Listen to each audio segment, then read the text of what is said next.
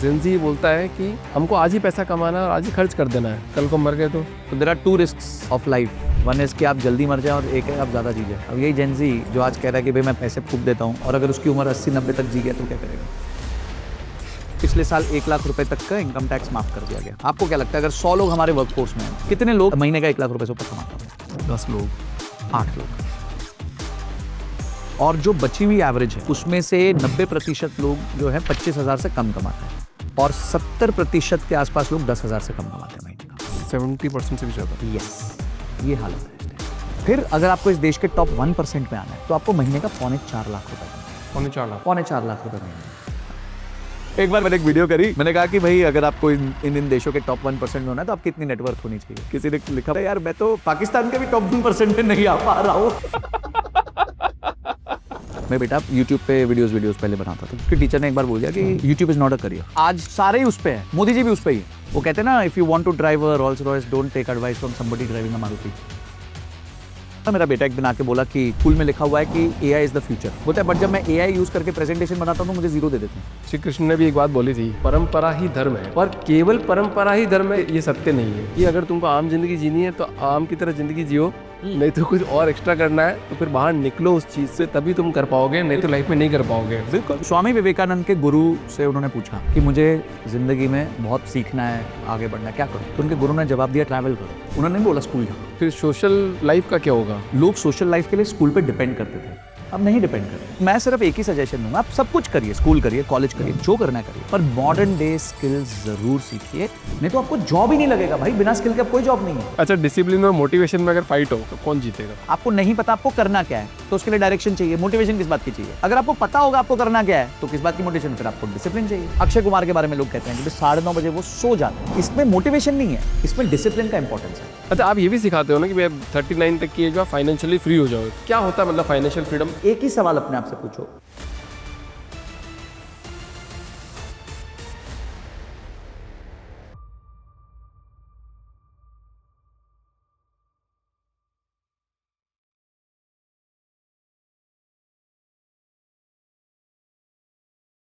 Sanjay sir, बहुत बहुत स्वागत है आपका thank you so much. The powerful human के अंदर। थैंक यू अभिषेक। आप बेबाक बोलते हैं और लोगों को सिखाते हैं कि पैसा वैसा कमाया कैसे जाए। जी, यूथ से लेकर एक 50-60 ईयर ओल्ड पीपल तक भी सब लोग आपको फॉलो करते हैं और आपकी एडवाइस जो आप देते हो उस पर थोड़ा गहन चिंतन करते हैं कि यार हम पैसा बनाए कैसे जाएंगे। बट 2 भाग में आज डिवाइड हो गया है पूरा इंडिया। कैसा हो गया सर? एक तो जेनजी वाला पार्ट, वो मिलेनियल वाला पार्ट रानी, और एक थोड़ा ओल्ड हो गया है, तो 2 पार्ट में डिवाइड हो गया। तो जेनजी बच्चे बोलते हैं कि यार हमको तो आज कमाना है, आज खाना है और आज ही सब कुछ कर देना है, और ओल्ड वाले बंदे बोलते हैं कि यार थोड़ा आप पैसा को इन्वेस्ट करोगे फिर एक लॉन्ग टर्म बनेगा, सब कुछ बनेगा। मैं भी सारी वीडियो देखता हूँ, ट्रेडिंग, फाइनेंस, ये टिप करो, वो टिप करो, SIP में जाओ, म्यूचुअल फंड में जाओ, जमीन में इन्वेस्ट कर दो। जमीन का तो पैसा होता नहीं है, जमीन में इन्वेस्ट कर दो, गोल्ड में इन्वेस्ट कर दो और आप करोड़पति बन जाओगे।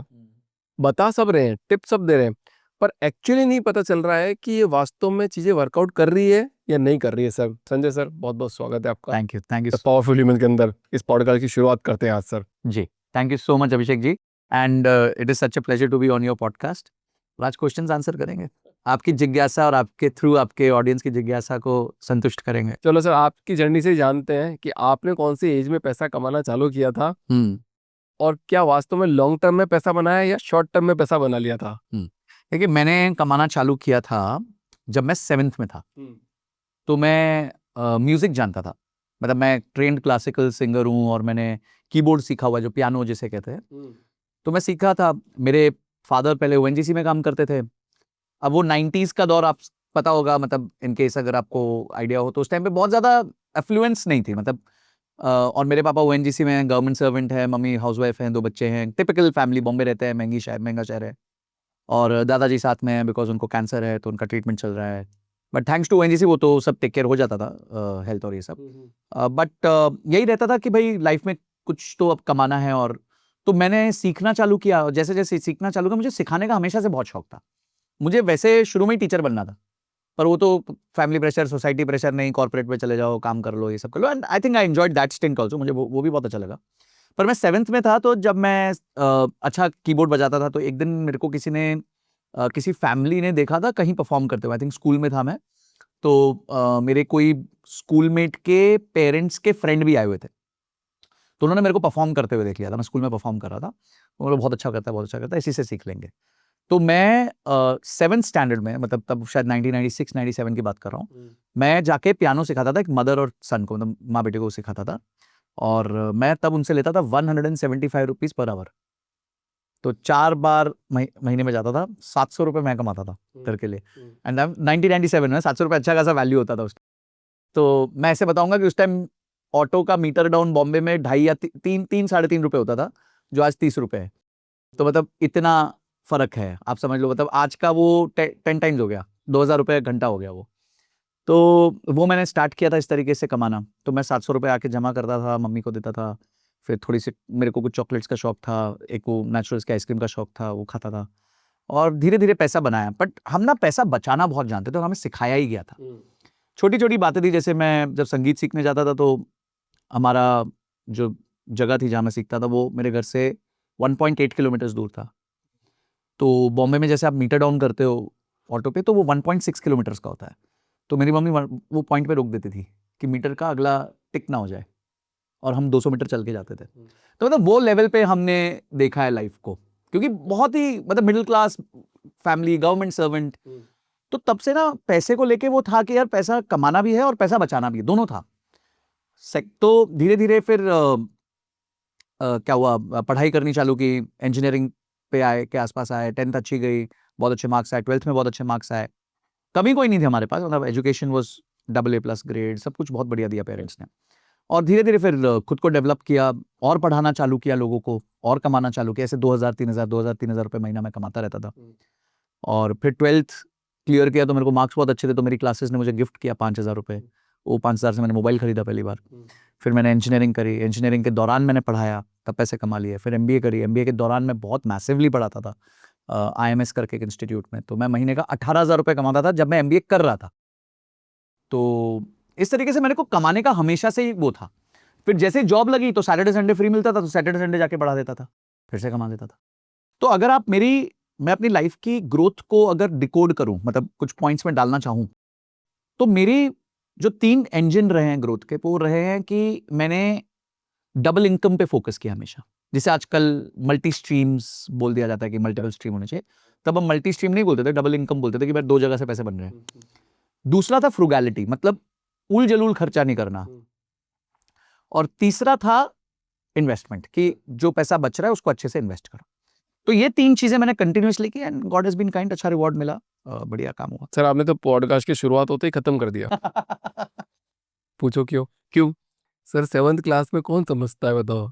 आज आप 7th क्लास में पैसे कमाने की बात कर रहे हो। सर देखो 146 करोड़ लोग हो गए हम लोग। हर बार ये बोला जाता है कि 146 करोड़ में 7 करोड़ लोग ऐसे हैं जो ITR फाइल करते हैं। बिल्कुल। तो कितना परसेंट हो गया? तो उसमें से भी 1-8% लोग करोड़ों रुपए का ITR फाइल करते हैं। आप बोल रहे हो कि 1996 आके 7 के आसपास आप पैसे कमाने की बात कर रहे थे 7th क्लास में। जी, ये तो आप गॉड गिफ्टेड हो गए सर। सिचुएशन गिफ्टेड था कि सिचुएशन ऐसी थी।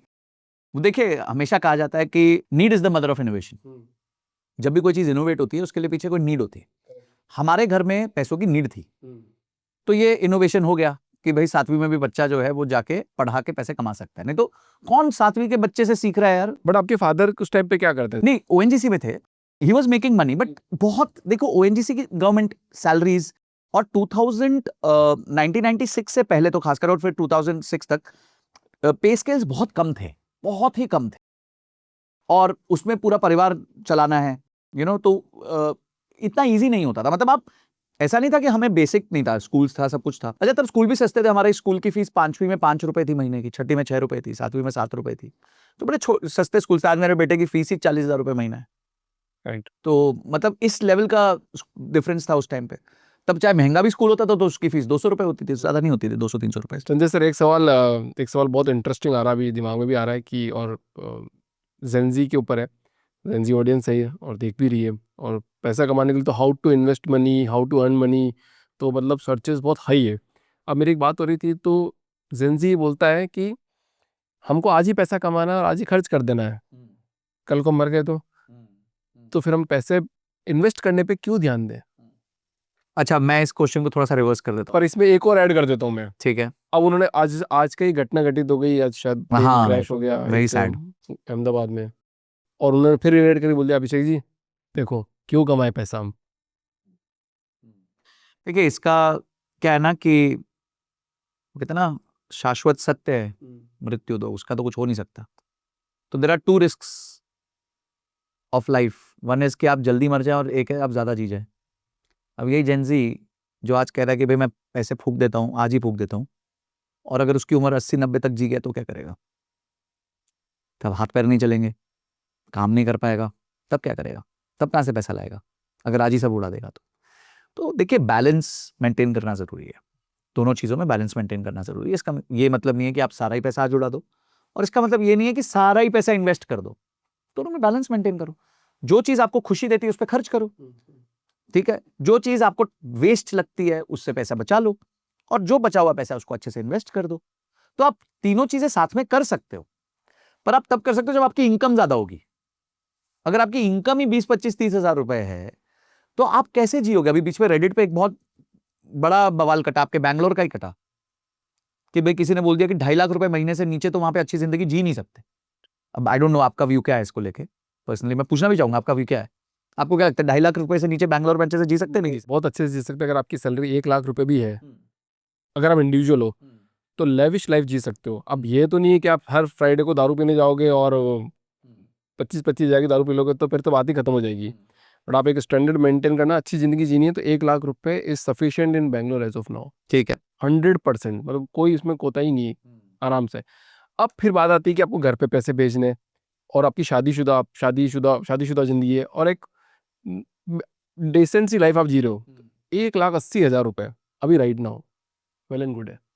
फिर आपके बच्चे हो गए तो 2.5 लाख रुपए, पूरी फैमिली। बच्चा बहुत प्रीमियम स्कूल में पढ़ रहा है, आप एक बहुत वेल मेंटेन्ड सोसाइटी में रहते हो जिसका रेंट शायद 60-70 हजार रुपए तक के ऊपर जा सकता है, और उसमें आप बहुत बड़ा बढ़िया घर आ जाता है, ठीक है? और आप मतलब खाने में सोना खाते हो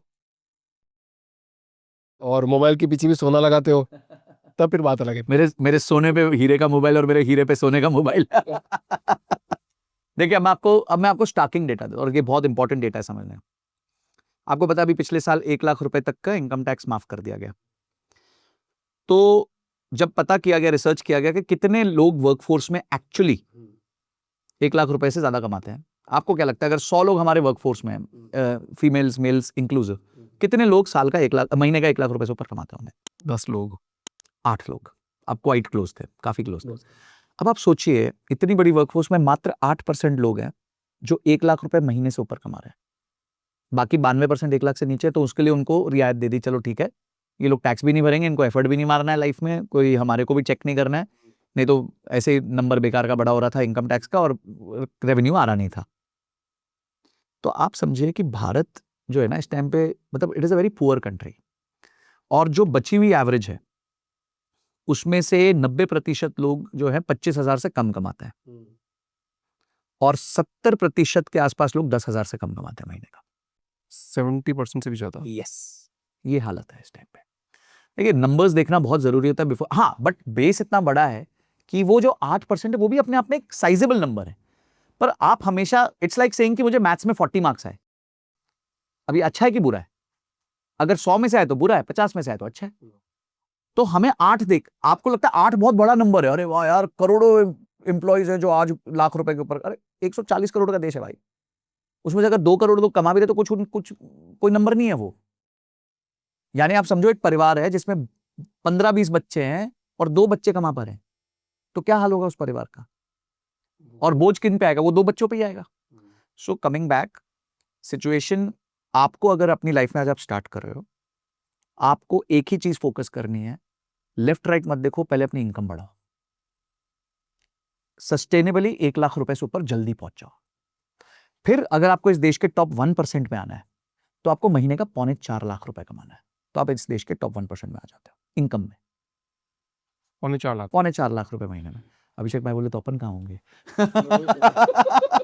अच्छा, आप भी कमेंट सेक्शन में अपना नंबर बता दो फिर उस हिसाब से। कौन से सेगमेंट में मैं भी बता दूंगा मेरे कमेंट में, कमेंट बॉक्स में लिख देंगे हम दोनों भी। एक बार क्या हुआ, मैंने एक वीडियो करी, मैंने कहा कि भाई अगर आपको इन देशों के टॉप 1% में होना है तो आपकी इतनी नेटवर्थ होनी चाहिए। किसी ने लिखा, बोला यार मैं तो पाकिस्तान के भी टॉप 1% में नहीं आ पा रहा हूँ। तो नथिंग अगेंस्ट एनीवन, बट या जस्ट जनरली बता रहा हूँ। तो आप भी कमेंट में बताना। तो अगर आपको भारत देश के टॉप 1% अर्नर्स में आना है तो मोटा मोटी 3.25 लाख रुपए यानी 40 लाख रुपए साल का आपको कमाना है। तो यहां तो पहुंचो यार पहले, हाँ, यहां तो पहुंचो, अपनी स्किल्स बनाओ, अपनी जॉब के हिसाब से अच्छी जॉब पकड़ो, अपनी स्किल्स को बेटर करो और काम करो और पैसे कमाओ। तो पहली दौड़ आपकी 1 लाख रुपए की होनी चाहिए, पहली दौड़। दैट्स योर, वो कहते पहला पड़ाव आता था ना, जैसे अमिताभ बच्चन जी कहते थे पहला पड़ाव आ गया। तो आपका पहला पड़ाव 1 लाख रुपए है। फिर आपका आगे जिंदगी में बात करना, तब तक बात मत करना कोई, तब तक अपनी स्किल्स पे फोकस करो, फ्रुगैलिटी से रहो, खर्चो, कोई प्रॉब्लम नहीं है। पर देखो एक चीज याद रखना, इंस्टाग्राम लोग है ना आजकल आईफोन खरीदते हैं, बाय नाउ पे लेटर पे 5-5 साल की ईएमआई बांध लेते हैं। क्यों बांधते हैं? ताकि इंस्टाग्राम की रील या इंस्टाग्राम की स्टोरी कर सके। यही है ना। एक चीज याद रखना, इंस्टाग्राम की स्टोरी 24 घंटे में चली जाती है, वो ईएमआई आपके साथ 5 साल रहती है। तो 24 घंटे की स्टोरी के लिए आप 5 साल की ईएमआई लेके बैठ जाते हो, और एक दिन के बाद उस आईफोन की आपके लाइफ में कोई वैल्यू नहीं होती, एक नॉर्मल चीज बन जाती है। कोई भी फिजिकल चीज की, कोई भी मटेरियलिस्टिक चीज की 1-2 दिन की वैल्यू होती है। अब एक बंदा बोला मैं कोल्ड प्ले का इवेंट पे गया, वेरी गुड। मैंने बोला कोल्ड प्ले के गाने पता है तेरे को? बोलता नहीं। बोलता है मैंने बोला उसके आर्टिस्ट का नाम पता है? बोलता नहीं। मतलब क्यों गया? बोला सारे दोस्त जा रहे थे। बोला यार कैसी मूर्खता वाली बात है, तुम उसको जानते नहीं हो, तुम वो गाने एंजॉय नहीं कर सकते। बैकस्ट्रीट बॉयज आया गुड़गांव में, ठीक है, हमारे टाइम का बेस्ट बैंड था, हमारा ड्रीम था। मैंने जाके फ्रंट रोड सीट ली, अच्छे पैसे फूके, मेरे लिए इंपॉर्टेंट था वो। मैं उनको बहुत बचपन से सुनता हूँ, उनके पोस्टर घर पे लगाता था, उनका म्यूजिक लाउड कर करके सुनता था। For me it was an experience. तो बात समझ आती है कि भाई आपका एक्सपीरियंस है, आप उस आर्टिस्ट को देखना चाहते हो, तो समझ आता है, चलो कोई खराब बात नहीं है। पर आप उसको जानते नहीं हो, समझते नहीं हो, और फिर घुस जाते हो ताकि दोस्तों को दिखा सको, इंस्टाग्राम पे लाइक्स ले सको। I think it's not valuable. तो आम जनता क्या सीखे? मतलब बिजनेस सेल्स स्किल ज़्यादा सीखना ज़रूरी है या फिर टेक्नोलॉजी सीखना ज़्यादा ज़रूरी है? देखिए एक ही चीज सीखना जरूरी है कि आप प्रॉब्लम कैसे सॉल्व करेंगे। लोग बोलते हैं सर रिसर्च अच्छी कहां होती है? रिसर्च अच्छी वहां होती है जहां प्रश्न अच्छे पूछे जाते हैं। और प्रश्न कौन पूछता है? आप और हम पूछते हैं। आप और मैं दोनों चैट जीपीटी यूज कर सकते हैं या कोई भी एआई टूल यूज कर सकते हैं। आपको रिजल्ट अलग आएगा, मेरे को रिजल्ट अलग आएगा, क्योंकि हमारे क्वेश्चनिंग कैपेबिलिटीज अलग है दोनों की। तो अब जो सबसे बड़ी स्किल है वो है चीजों को क्वेश्चन करना, तरीके से, राइट तरीके से इंस्ट्रक्शन देना। देखो पहले क्या होता था, एक बॉस इंस्ट्रक्शन देता था अपने एम्प्लॉय को, बोलता था अरे यार जाके ये कर ले, ठीक है। अब वो एम्प्लॉय कुछ ना कुछ करके आ जाता था, फिर बॉस उसको डांटता था, अरे तूने समझा नहीं, ये नहीं, वो नहीं, ये नहीं। अब आप एआई को इंस्ट्रक्शन, तो आपको क्लियर इंस्ट्रक्शन देनी पड़ेगी कि तेरे तू ये है, तेरे को ये करना है, तो ऐसे करेगा, वैसे करेगा, और वो उसी लेवल का आउटपुट आपको लाके दे देगा। अभी मैं पीछे एक लंच पे था लास्ट संडे, और मेरे एक फ्रेंड है वो यूएस कॉल सेंटर चलाता है। तो उन्होंने मेरे को बोला कि संजय जी मैंने अपना ऑफिस चेंज किया है। मतलब हकेश कॉन्ग्रेचुलेशंस। तो बोलते पहले मेरा ऑफिस 3,500 स्क्वायर फीट का था, अब वो 1,500 स्क्वायर फीट का हो गया। मैं यार जनरली हम खुशी तब मनाते हैं कि आदमी का ऑफिस का साइज बढ़ाओ। तो मैंने बोला क्यों भाई, स्केल डाउन कर रहे हो, ऑपरेशंस खराब, मतलब मार्केट खराब है? बोला नहीं नहीं, बोलता रेवेन्यू डबल हो चुका है। मतलब यार मतलब ऑफिस छोटा हो गया, रेवेन्यू डबल हो गया, ये कैसे हुआ? बोलते हमने 30% मैन पावर फायर कर दी और उसकी जगह एआई बॉट्स लगा दी। अब एआई बॉट्स हमारी सेल्स करते हैं। 9 घंटे हम कॉल कर सकते हैं यूएस में, उस 9 घंटे के अंदर हमारा नॉर्मल ह्यूमन कॉल करता था 2 घंटे 2.5 घंटे, एआई कनेक्ट कर लेता है 4.5-5 घंटे, ठीक है। तो अब इस तरह का रिप्लेसमेंट हो रहा है आपके स्किल्स का, कि एक बंदा जो सेल्स करता है वो तक रिप्लेस हो रहा है। हमने कभी सोचा था सेल्स वाला रिप्लेस हो जाएगा? हमें लगता था यार तो चैंपियन सेल्स वाला है यार, ये तो क्या सेल्स करता है। सेल्स वाला रिप्लेस हो गया। फिर मैंने पूछा कि भाई क्या आपका कस्टमर ओके है एआई से बात करने को? बोले उससे क्या फर्क पड़ता है, उसकी प्रॉब्लम सॉल्व होनी चाहिए। एआई जल्दी कर देता है, ह्यूमन टाइम लेता है, एआई जल्दी कर देता है, तो उसको तो कोई प्रॉब्लम ही नहीं है ना वो किससे बात कर रहा है। करेक्ट। तो पॉइंट ये है कि लोगों को एकदम अब अपने माइंड को रीस्किल लेवल पे लेके आना पड़ेगा। उनको समझना पड़ेगा आज तक जो हुआ वो शून्य है, और आज से मुझे कुछ नया सीखना है, और वो मुझे ये सीखना है कि मैं किसी एआई टूल को यूज करके अपनी प्रोडक्टिविटी कैसे बढ़ाऊं। क्योंकि आप एआई से जंग तो नहीं लड़ सकते भाई, वो तो नामुमकिन खेल हो गया। हाँ, पर एआई की राइड कर सकते हो, यानी कि एआई सीख के जो है आगे मतलब बढ़ सकते हो। मतलब ये तो यूएस की बात हो गई, चलो यूएस में वहाँ पे बाहर अगर कोई कॉल कर रहा है तो चलेगा, मतलब कि ऐसे वो कंफर्टेबल पीपल। बट क्या इंडिया में है ऐसा? हो चुका है, बहुत सारे ऑर्गेनाइजेशंस आ गए हैं जिसमें आप भारत की सारी भाषाओं में कस्टमर बात कर सकते हैं। अब कस्टमर ने फोन उठाया, जिधर भी फोन किया है, और उसने सामने वाले ने पूछा आप किस भाषा में बात करना चाहते हैं। पहले क्या होता था, dial 1 for English 2 for Hindi, नहीं आप किस भाषा में बात करना चाहते हैं, मैं बोलूँ हूँ गुजराती में बोलूँ छू, हो गया सामने से गुजराती चालू। बट लास्ट में आके तो कस्टमर केयर पे जाके खत्म होती है। देखिए आप वही समझे ना, 90% काम अगर एआई कर लेगा तो जहां 10,000 लोगों की जरूरत थी एक कॉल सेंटर में, वहां कितने लोगों की काम रह जाएगा, वहां 1,000 लोग कर जाएगा। और कौन से 1,000 बचेंगे, जिनको एआई आता होगा। जो 9,000 जिनको एआई नहीं आता होगा वो जाएंगे। अब स्केल बढ़ेगा, काम का काम बहुत होने वाला है, ठीक है। अब जैसे छोटे छोटे लोग भी अब अपनी कंपनीज खोलेंगे तो काम होगा, क्योंकि जॉब्स ही नहीं मिलेंगे लोगों को, तो कुछ ना कुछ कोई ना कोई सर्विस बेचेगा, कोई ना कोई कुछ प्रोडक्ट बेचेगा, तो कंपनियां बहुत खुलेंगी, पर काम उन्हें मिलेगा जिनको नई स्किल्स आती है। तो अगर वैसे मैं एक चीज बता दूं, आज के दौर में पैसा कमाना जितना आसान है उतना पहले कभी नहीं था, पर आज के दौर में जॉब जाना जितना आसान है उतना भी पहले कभी नहीं था। तो आप डिसाइड कर लो आप कौन से साइड पे होने वाले हो इस टाइम में। संजय जी, मतलब मेरे को पॉडकास्ट में मतलब बहुत सारे लोग कमेंट करके बोलते हैं अभिषेक जी आप बहुत बेकार बोलते हो, क्वेश्चन डायरेक्ट पूछ लेते हो आप सर से। मैं कहा मैं पूछ ही इसलिए रहा हूँ क्योंकि जो माइंडसेट चला आ रहा ना आज से इतने सालों से, मैं वो माइंडसेट ही तोड़ दूं पहली बात तो।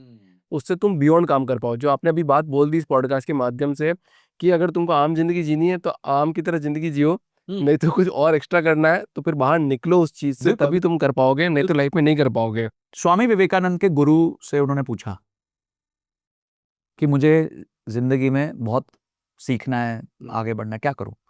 तो उनके गुरु ने जवाब दिया ट्रैवल करो। उन्होंने नहीं बोला स्कूल जाओ, उन्होंने बोला ट्रैवल करो। जो आपको बाहर निकल के मिलता है वो आपको कभी भी उस 4 दीवारी में नहीं मिल सकता। सिंपल। अभी मैं आपको एक किस्सा सुनाता हूं। एक बार मेरे बेटे के स्कूल में, मैं बेटा यूट्यूब पे वीडियोस पहले बनाता था, फिर उसने बंद कर दिया थोड़े टाइम के लिए। तो उसको उसकी टीचर ने एक बार बोल दिया कि YouTube is not a career. अब आप सोचो ये कैसा स्टेटमेंट है, YouTube is not a career. सबसे ज्यादा पैसा कमाना, सबसे ज्यादा आज मतलब देख लो सारे ही उस पे है, मोदी जी भी उस पे ही है, वो भी सोशल मीडिया यूज कर रहे हैं एम्पलीफिकेशन के लिए। गूगल यूट्यूब वाला बोलता है मैंने आज तक का जितना पैसा मैं क्रिएटर्स को दे रहा हूं, मतलब सबसे ज्यादा पैसा क्रिएटर्स को दे रहा हूं मैं। क्रिएटर्स अपने आप में ही पर्सनैलिटीज बन गए हैं। तो इज यूट्यूब अ करियर और not a career? It is a career, ठीक है। तो पॉइंट वापस ये आता है कि शायद अभी तक टीचिंग जो है हमारे इंडिया में वो वहीं रह गई है कि हिस्ट्री में पहले कौन आया था हमें हमारी बैंड बजाने, ठीक है, पहले मुगल आ गए थे, फिर कौन आया था, ब्रिटिश आ गए थे, फिर कौन आ गया था, ये आ गए थे। अब इनको क्रोनोलॉजिकल ऑर्डर में डाल दो, हम तुम्हें 2 मार्क्स दे देंगे। यही है ना। मुझे बचपन का याद है, क्रोनोलॉजिकल ऑर्डर पूछते थे, फिर बोलते थे मैच द फॉलोइंग करो कि पानीपत की लड़ाई कहाँ पे होता चाहिए। तो ओके, मैं किसी चीज को डिसरिगार्ड नहीं कर रहा। आज का दिन रेलेवेंस का है। वेक्टर होता है स्पीड विद डायरेक्शन। एक होती है स्पीड, अब गुब्बारा है, फुलाओ, छोड़ दो, आपको पता है कहां जाएगा, कहीं नहीं जाएगा, आप गैस ही नहीं कर सकते कहां जाएगा। This is energy without direction, ठीक है। पर अगर आप एनर्जी को डायरेक्शन दे दो, स्पीड को डायरेक्शन दे दो, तो आप अपने गोल पे जल्दी पहुंच जाओगे। तो अगर आपको आज क्लियर हो जाता है, चलो आपको क्लियर होने में टाइम लग गया, 10-20 साल लग गया, 25 साल, जिस दिन क्लियर हो गया उसके 2 साल के अंदर आप अपनी जिंदगी बदल सकते हो। इतना आज कोबे ब्रायंट कहते थे कि if you know what you want the world becomes your library. If you know what you want, पहला लाइन बहुत इंपॉर्टेंट है। लोगों को ये पता नहीं उनको चाहिए क्या। नहीं, हमें ना आम जिंदगी, हमें स्कूल भी जाना है, पर यार मेरे को चाहिए मेरा बेटा कुछ बहुत अच्छा भी करे। नहीं, पर उधर तो जाना पड़ेगा ना, कॉलेज तो कंप्लीट करना पड़ेगा। नहीं, पर मैं चाहता हूं वो बिल गेट्स जैसा। यार ये दोनों चीजें एक साथ नहीं चल सकते। हैव अ क्लैरिटी, आपको क्या चाहिए, आम जिंदगी चाहिए, नॉर्मल चाहिए, नो प्रॉब्लम, गलत नहीं है। मैं most of the people will live that life, I live that life. मैंने भी बहुत साल वो जिंदगी जी, फिर एक दिन डिसाइड किया कि नहीं अब चेंज करेंगे। वो कहते हैं ना, you can take risks 2 time in life, one when you have nothing to lose, one when you have so much you can't lose everything. तो या तो आपके पास कुछ भी नहीं है हारने को, तब आप रिस्क ले लो, और दूसरा होता है कि जब आपके पास इतना संतुष्टि है कि ठीक है बैकअप है, अब रिस्क लेंगे तो मरेंगे नहीं। तो मैं जब सेकेंड स्टेट में आ गया, मैंने ले लिया रिस्क। तो again clarity is very important कि वेक्टर जो है ना वो आपकी डायरेक्शन से आता है। श्री कृष्ण ने भी एक बात बोली थी कि, और वो बार बार बोलते थे कि ये ना परंपरा ही धर्म है, परंपरा ही धर्म है, पर केवल परंपरा ही धर्म है, ये सत्य नहीं है। मतलब जो चला हुआ आ रहा है वो धर्म है, वो आपको निभाना है, पर सिर्फ वो ही सही है कि कतई सत्य नहीं है। बिल्कुल। अच्छा, आप है ना, आप थोड़ी सी बात है ना ऑफलाइन और ऑनलाइन की नेटवर्किंग करते हैं सर, कि दो दोस्त हैं, ठीक है, दो दोस्त कंपनी चालू करते हैं। एक दोस्त बोलता है कि यार मैं घर पे रह के अपनी कंपनी बिल्ड करूंगा विदाउट नेटवर्किंग, और एक बोलता नहीं मैं ऑफिस जाके करूंगा। तो कौन ज़्यादा सक्सेसफुल हो पाएगा? देखिए, मेरे पास इसका मेजरेबल आंसर नहीं होगा। मुझे ऐसा लगता है कि नेटवर्किंग वर्ड जो है ना, उसको बहुत अलग अलग तरीके से देखा जाता है। जैसे मैं आपको बताता हूँ, मेरे साथ एक व्यक्ति काम करते थे, वो अपनी नेटवर्किंग को बहुत बोस्ट करते थे। नेम तो रहेंगे, हाँ इसके फाउंडर को मैं जानता हूँ, हाँ इसके सीएफओ को मैं जानता हूँ, हाँ इसको मैं जानता हूँ, अरे इसके साथ दारू पी थी, इसके साथ ये किया था, इसके साथ घूमने गया था, सब हो। जिस दिन जॉब गई उनको कोई जॉब देने वाला नहीं था। अभी नेटवर्किंग है कि नहीं है मेरे को नहीं पता। मुझे ऐसा लगता है नेटवर्किंग आपकी होती है गोल ओरिएंटेड। अगर आपको पता है कि आपका गोल क्या है, तो आप उसके हिसाब से अगर नेटवर्किंग करते हो, उसके हिसाब से लोगों के साथ रिश्ते बनाते हो। क्योंकि कितनों के साथ रिश्ता बना लोगे भाई? It's not easy to maintain a relationship with everyone. End of the day तो आपको फोकस्ड रिलेशनशिप्स बनाने पड़ेंगे ना। आपको अपना कमरा चूज करना पड़ेगा, आप किनके साथ घूमने वाले हो। सबके साथ तो नहीं घूम सकते ना, उससे माइंडसेट भी खराब हो जाता है ना। आप किसी के साथ घूम रहे हो, उसका माइंडसेट अलग है, फिर किसी के साथ घूम रहे हो, उसका माइंडसेट अलग है।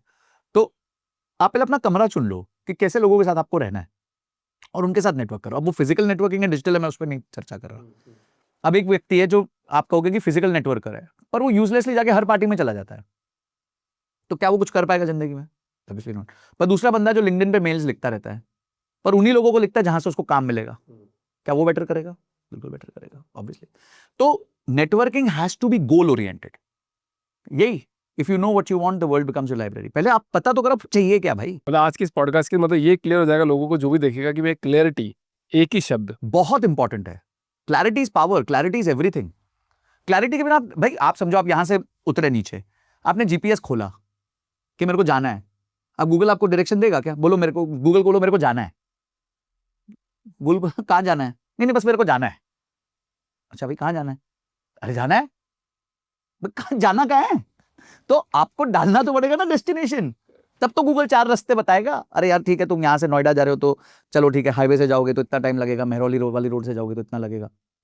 सो you have to give a destination to have a route. अगर आपके पास डेस्टिनेशन नहीं होगा तो रूट कहां से होगा?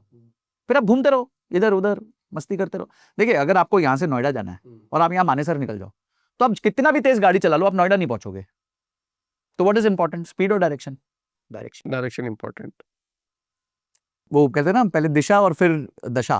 राइट। अच्छा, इसी चीज़ को खोजते खोजते लोगों की ज़िंदगी निकल जाती है सर, कि मतलब नहीं पता चल रहा। आपको तो 7th क्लास से ही पता चल गया था, पर लोग नहीं पता कर पाते।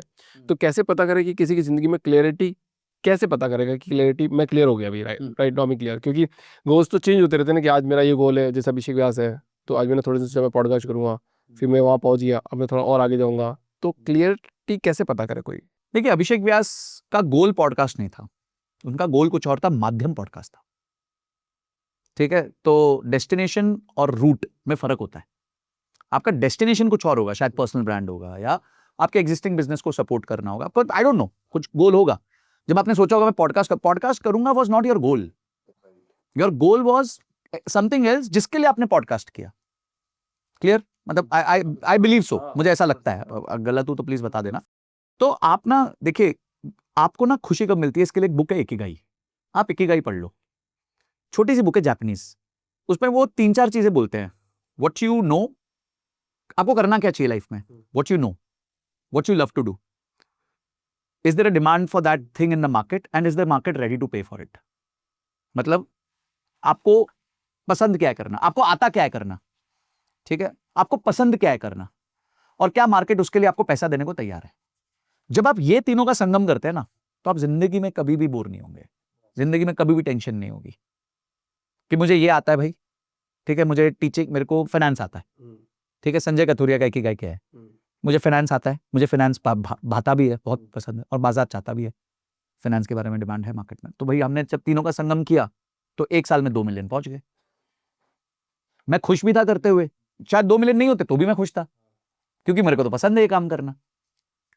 वो तो भगवान की कृपा थी, 2 मिलियन दे दिए उन्होंने 1 साल में। नहीं देते तो ठीक है, लगे रहते हम भी, पर लगे कब रहते? जब वो मेरे को काम पसंद होता। तो आप पहले बैठो, अपनी इकिगाई ढूंढो कि मैं करना क्या चाहता हूं। Ask yourself those question. Second, अगर आप खुद नहीं जवाब दे पा रहे हो तो टेक मेंटरशिप, किसी की हेल्प ले लो यार, किसी समझदार आदमी से बात कर लो। पर समझदार से बात करना। वो कहते हैं ना, if you want to drive a Rolls Royce don't take advice from somebody driving a Maruti. जो मारुति चला रहा है आपको कैसे रोल्स रॉयस का एडवाइस देगा? ये प्रॉब्लम होती है जब एक व्यक्ति ग्रुप में होता है जो उसके साथ बहुत पहले से चल रहा है। अब अचानक से वो ग्रुप को बोलता है यार मैं ना लाइफ में बहुत कुछ बड़ा करना चाहता हूँ, तो उसमें आपको दो तरह के लोग मिलते हैं। एक बोलते हैं भाई मैं तेरे साथ हूँ, मेरे को आता कुछ नहीं है पर मैं तेरे साथ हूँ, मुझे तो नहीं आता। एक बोलता है देख भाई मैं तेरे को पहले बता रहा हूँ, तू फेल हो जाएगा, फिर तू रोएगा और तू जिंदगी में कुछ कर नहीं पाएगा, तेरा टाइम वेस्ट होगा, तो तू मत कर। और मैं ये तेरे को इसलिए बता रहा हूँ क्योंकि मैं तेरा दोस्त हूँ। तो पहले वो उसको डिस्करेज कर रहा है और बाद में बोल भी रहा है मैं तेरा दोस्त हूँ इसलिए डिस्करेज कर रहा हूँ। तो आपको दो तरह के लोग हमेशा मिलेंगे आपके साथ। ये सेकंड वालों को जरा साइड कर दो, ये लोगों से जरा इमीडिएटली दूरी बना लो, नहीं तो अगर आप कमरा नहीं बदलोगे ना तो आप अपनी जिंदगी नहीं बदल पाओगे। अच्छा मान लो किसी की सैलरी 70-80 हज़ार रुपए है, ठीक है, और वो जेंजी है अभी, पर उसने आईफोन ले लिया और एक थार खरीद ली, पर वो गिल्ट में ही रह रहे हैं आज कि यार हमको तो सबने बोल दिया कि थार क्यों खरीदी, गाड़ी नहीं खरीदनी चाहिए थी, घर खरीद लेना चाहिए था। अब वो बोलते हैं कि हम हमारी ज़िंदगी छोटी सी है, एंजॉय तो करेंगे, तो गाड़ी अगर मैं कैपेबल हूँ 70,000 में मैं मैनेज कर पा रही हूँ या कर पा रहा हूँ, तो क्या मैं मेरे को गिल्ट में रहना चाहिए? देखो गिल्ट में कभी भी नहीं रहना चाहिए। कोई भी पास्ट डिसीजन आपने गलत भी ले लिया ना तो भी गिल्ट में नहीं रहना चाहिए, उसको इंप्रूव करना चाहिए। सिंपल बात है। अभी मेरे पास एक व्यक्ति आया, बोला कि सर मेरे पे उधार बहुत हो गया है। मतलब फिर क्या करे, चलो बताओ। मतलब सर गलती हो गई, लाइफ में ऐसे नहीं करना चाहिए था वो। मतलब भाई देख मेरे को तो भगवान ने ताकत नहीं दी कि मैं पास्ट चेंज कर सकूं, ना तेरे को दी है। हम क्या कर सकते हैं, आज चेंज कर सकते हैं। बोले क्या सर? मतलब एक काम कर, हर 6 महीने में एक EMI फालतू दे दे। इतना कर सकता है? बोला हाँ सर इतना कर सकता हूँ। तो उससे क्या होगा सर? उससे जो तेरा लोन समझो 5 साल का था वो 3 साल में खत्म हो जाएगा। तो इस मुसीबत से तो 3 साल में निकल जाएगा। अब यही हो सकता है, इससे ज्यादा कुछ नहीं हो सकता। ठीक है, अब आपको पता है कि आप घोड़े से गिरने वाले हो तो आप प्लान कर लो, क्यों घोड़े के टांग के नीचे आ रहे हो? आपको पता है यार घोड़ा वो हो गया है, नाराज हो गया है, बिदक रहा है, तो आप क्या कर सकते हो? ये सिखाया जाता है घुड़सवारी में कि घोड़े से गिरने की भी प्लानिंग करनी पड़ती है, नहीं तो घोड़े के पैर के नीचे आ जाओगे, मारे जाओगे बुरी तरह। सो आज तक जो हुआ नो प्रॉब्लम, पर एक बार अपने फाइनेंसेस को लेकर बैठो तो सही। मैं आपसे पूछता हूं, कमेंट सेक्शन में बताना कितने लोगों को अपना एक्सपेंस पता है महीने का। और खासकर जब से ये UPI आया है कि भाई मार दिया इधर, मार दिया उधर, मार दिया ऐसे कर दिया ऐसे कर दिया, किसी को पता ही नहीं होता अपना एक्सपेंस। तो आप अपना एक्सपेंस तो जानो यार, क्या खर्चा कर रहे हो। क्या महीने भर में 1 घंटा नहीं दे सकते इस काम को कि भाई बैठ के देख लिया, चलो मेरा इधर खर्चा इतना जाता है, इधर खर्चा, इतनी सारी ऐप्स आ चुकी हैं, एक्सेल शीट है, कहीं भी भर दो। तो बेसिक चीजें समझ लो, आप कहीं भी गिल्ट मत रखो। आपने गलती भी करी तो गिल्ट मत रखो, सिर्फ उस चीज को इंप्रूव करो। अक्नॉलेज करो गलती हो गई, ठीक है हो गई गलती, नो प्रॉब्लम, अब उसको इंप्रूव कर लो। अगर आप उस गलती को अफोर्ड कर सकते हो तो कोई प्रॉब्लम नहीं है, अच्छी बात है। अगर आपकी गलती अफोर्ड हो सकती है तो हो जाए, बहुत अच्छी बात है। बट गिल्ट में मत रहो। मैं उसके टोटली अगेंस्ट, उससे कोई पर्पस सर्व नहीं होता। पैसा भी चला गया और मन भी दुखी रहा, तो ये तो कोई मतलब। पर लोग बाग तो आजकल दुविधा में ना सर, लॉ ऑफ अट्रैक्शन बोलता है और लॉ ऑफ अट्रैक्शन वाले सब टीचर बोलते हैं कि अबंडेंस में जियो, कि भैया इतना पैसा पड़ा है बैंक अकाउंट में कि सोचो ही मत, बस खर्च करते जाओ, तो एक्सपेंसेस क्यों मैनेज करें? काफी मेरे दोस्त नाराज हो जाएंगे इसमें। कोई बात नहीं सर, देखो सच्चाई लाना ही हमारा एक मात्र मकसद है यहाँ पे। देखो तो मैं लॉ ऑफ अट्रैक्शन को मैं खुद पर्सनली बहुत मानता हूँ, ठीक है, पर attraction without action is time pass. मैंने तय कर लिया मेरे को 1 करोड़ पे पहुंचना है, वेरी गुड, तय कर लिया, लिख लिया, उस 1 करोड़ को एक पर्पस दे दिया। हम कहते हैं पैसे को पर्पस दे दो तो पैसा लावारिस नहीं होता। अब जब आप पैसे कमा रहे होते हो ना तो पैसे उड़ा देते हो, पर अगर क्या होता था बचपन में, आपने देखा होगा वो मूवीज में, एक गुल्लक होता था, ये माँ की आंख का ऑपरेशन के लिए गुल्लक है, ये बहन की शादी के लिए गुल्लक है, ये भाई की पढ़ाई के लिए गुल्लक है। तो ये जो गुल्लक सिस्टम होता था ना, उससे आदमी पैसों को ना उड़ाता नहीं था। मतलब उसको पता होता यार मेरे को इतना कंट्रीब्यूशन इधर करना है, फिर आगे की देखेंगे। आज वो गुल्लक सिप है, SIP है। आपने एक म्यूचुअल फंड में पैसा डाला है, आपने तय कर लिया यार ये मेरी रिटायरमेंट का पैसा है, तो डाले जा रहे हैं। ये मेरे को गाड़ी खरीदनी है तो उसके लिए डाउन पेमेंट करनी है 4 साल बाद, ये उसका पैसा है। ये मेरे को 7-8 साल बाद घर खरीदना है, ये उसका पैसा है। तो आपने गुल्लक बना दिए लाइफ के। अब लॉ ऑफ अट्रैक्शन का मतलब ये है कि लॉ ऑफ अट्रैक्शन स्टार्ट कहां से होता है? अपनी डिजायर्स को पेपर पे उतारना, पॉइंट नंबर 1। उसको रीइटरेट करना ताकि आप उस पाथ पे बने रहो। आपने ये मान लिया कि मेरे को 5 साल बाद का अपने आप को चेक दिया कि भाई, जैसे उसने दिया था वो एक्टर ने, जिम कैरी ने, कि भाई मैं $10 मिलियन मेरे को 5 साल बाद मिलेगा। वो चेक उसने इसलिए दिया था क्योंकि रोज सुबह उठ के उसको मेहनत करनी है उस चेक के लिए, उसको जर्नी निकालनी है, उसको पाथ बनाना है कि मैं किससे मिलूं, कहां जाऊं, कौन सी क्लासेस करूं, क्या सीखूं, किसको मैसेज करूं, किसको ईमेल करूं। वो चेक इसलिए बना था। वो चेक इसलिए नहीं बना था कि 5 साल में लेटा रहूं, सोता रहूं और अचानक से 5वें साल जाके चेक बैंक कर दूं। कुछ नहीं मिलेगा भाई, कैसे मिलेगा? तो attraction without action is time pass. अब आपको कोई बोलता है कि जाके ताज में चाय पियो, पी लो, कोई प्रॉब्लम नहीं है, रोज नहीं पी सकते, पहले औकात बनाओ, उसके लिए औकात बनाओ, एक बार जाके पियो, हाँ माहौल समझ आ गया, अरे भाई यार मजा आता है यार, अच्छी, अब आना है इधर रोज। कैसे आना है, उसके लिए मेहनत करनी है। उधारी पे थोड़ी आके चाय पियोगे 600 रुपए की, 18,000 रुपए चले जाएंगे महीने के, तनख्वाह तुम्हारी 25,000 है। बोले नहीं, लॉ ऑफ अट्रैक्शन वाले ने बोला था पैसे लेके कि भाई रोज आके चाय पीना। अरे उसने बोला था काम भी करना, मेहनत भी करो, पाथ भी बनाओ, उस पाथ पे रहो, प्रोग्रेस को रिपोर्ट करो, मॉनिटर करो, ये भी तो बोला था। नहीं, वो सब नहीं सुना सर, वो भूल गए। Selective hearing, selective hearing problem है ना लोगों को। मतलब आधा अधूरा ज्ञान में सब फंस गए एक्चुअली। नहीं फंस गए नहीं है, वो सुनना ही वो चाहते हैं जो उनको लगता है उनके बिलीफ सिस्टम से मैच करता है ना, वही सुनना चाहते हैं। हम जैसे बोलते हैं किसी को, भाई ऑप्शन से पैसे बनते हैं, पैसिव इनकम बनती है।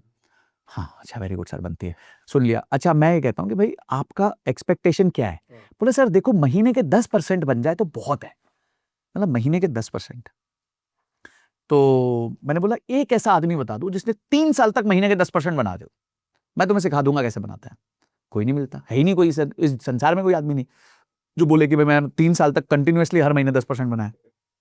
ठीक है जी, हम उसको बोलते हैं हाँ भाई अगर आपकी अपेक्षा 1.5% होती, 2% होती तो बात समझ आती, आप सीख लेते, पर नहीं आप तो सीखोगे भी नहीं। क्यों? क्योंकि 10% की अपेक्षा है तो 2% छोटा लगता है। अच्छा अभी आप क्या कर रहे हो? अभी मैं लॉस कर रहा हूं जी, अभी मैं प्रॉफिट नहीं कर रहा हूं, अभी मेरा लॉस हो रहा है। तो ये आपको ना पहले ग्राउंड जीरो पे आना पड़ेगा। Acceptance is the biggest positive thing in your life. जब आप स्क्रूड अप हो, जब आपकी हालत खराब हो ना, तो आप पहले एक्सेप्ट कर लो कि अपनी लगी हुई है, अपनी बैंड बजी हुई है, let us try to revive from here, फिर अपना एक्शन प्लान बनाओ। और लॉ ऑफ अट्रैक्शन के जो चीजें हैं जैसे विजन बोर्ड्स हैं, या फिर आपके अफर्मेशंस हैं, या फिर आप जो भी चीज लॉ ऑफ अट्रैक्शन में करते हो, जो भी बनाते हो, जो अपने अपने उस पे रख लेते हो, फोन के कवर पे रख लेते हो, those all work, but if you are doing action, नहीं तो टाइम पास है। अच्छा अभी विजय माल्या जी का भी पॉडकास्ट आया, अच्छा उन्होंने क्या फाइनेंशियल मिस्टेक करी थी कुछ? मैंने उस पर वीडियो बनाई है। आपसे पकड़ लिया सर।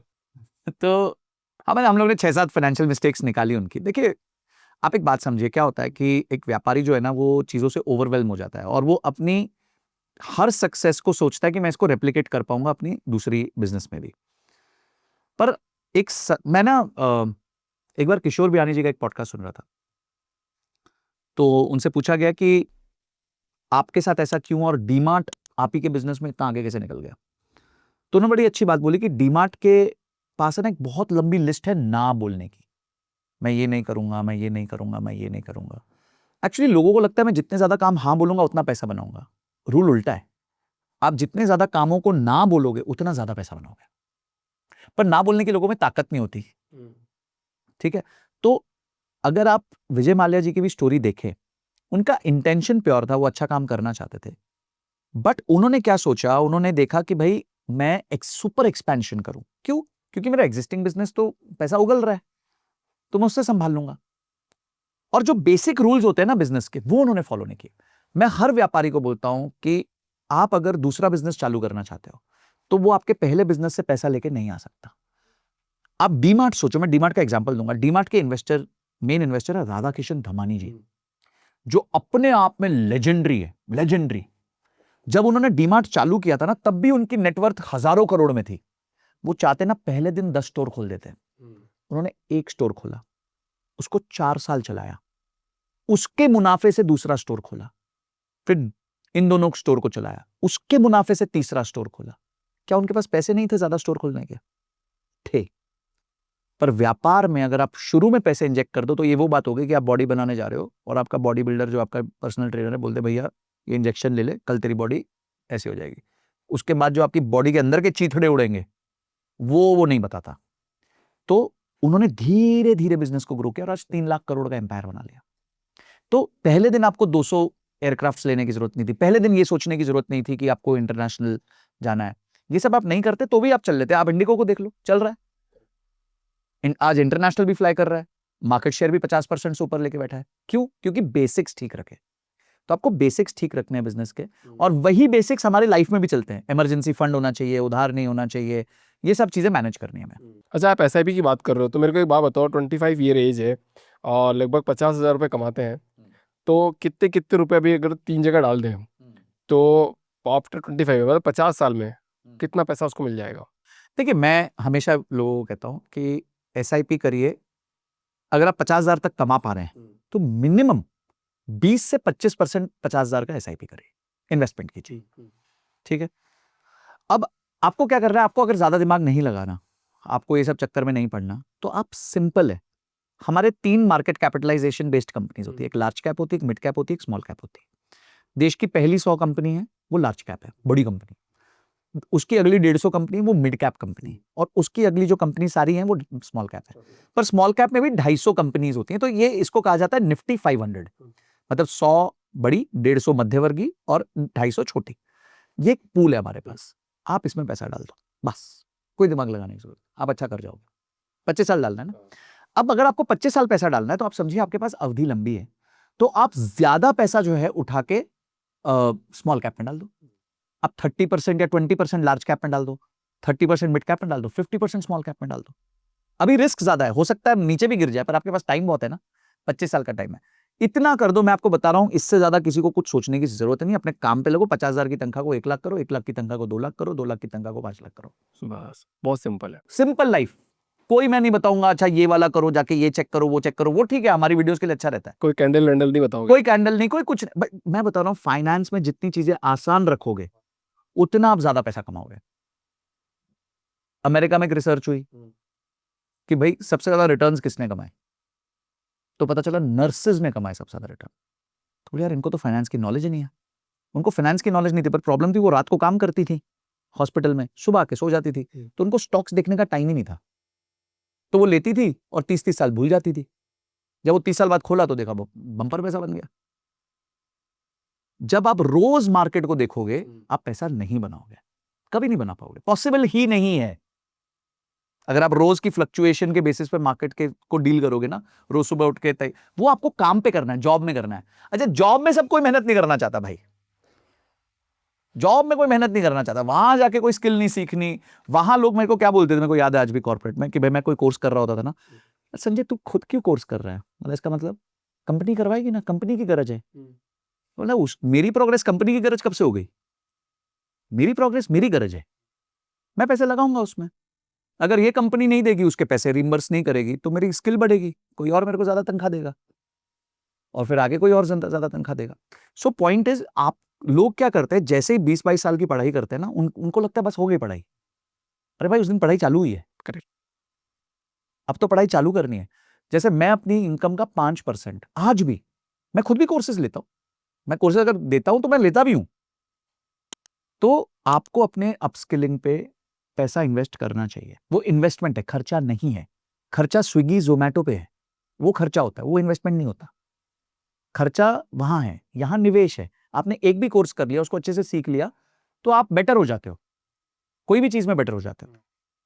तो very important to invest money in your upskilling, and more often than today, मतलब आज ज्यादा जरूरी है। अच्छा, आप ये भी सिखाते हो ना कि भाई 39 तक की एज में फाइनेंशियली फ्री हो जाओ।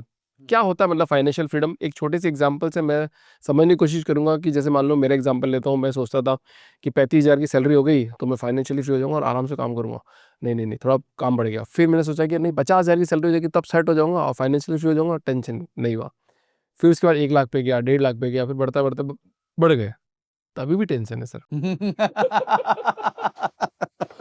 ठीक है, आई थिंक यहां मैं थोड़ा बेटर ऑफ हूं फिर इस मामले में। देखिए क्या होता है कि हमें एक चीज समझनी पड़ेगी ना, रिच और वेल्दी के बीच का डिफरेंस समझना पड़ेगा। एक व्यक्ति रिच हो सकता है, रिच का कोई बाउंड नहीं है। जैसे आपके टॉप बिजनेसमैन है, अंबानीज है, अडानीज है, रुइयाज है, आपके सिंघानियाज हैं, ये है वो है, वो बहुत रिच है, अथाह पैसा है उनके पास, अथाह पैसा है। पर एक होता है आदमी वेल्दी, तो वेल्दी रिच नहीं होता क्या? वेल्दी वो आदमी होता है जिसके पास उसका टाइम है। तो इसलिए हम कहते हैं don't envy the rich, envy the free. जो आदमी फ्री है ना, उससे ईर्ष्या करो। जो आदमी अमीर है उससे ईर्ष्या मत करो, क्योंकि उधर पहुंचना बहुत मुश्किल है, पर यहां पहुंच सकते हो आप। तो अगर आपको फ्री होना है तो उसका एक ही इक्वेशन है कि अपनी लाइफ में शुरुआत में आप अगर अच्छे से फाइनेंशियली डिसिप्लिन तरीके से काम करो, तो आपको एक समय ऐसा आएगा कि आपकी पैसिव इनकम आपके खर्चे निकाल पाएगी।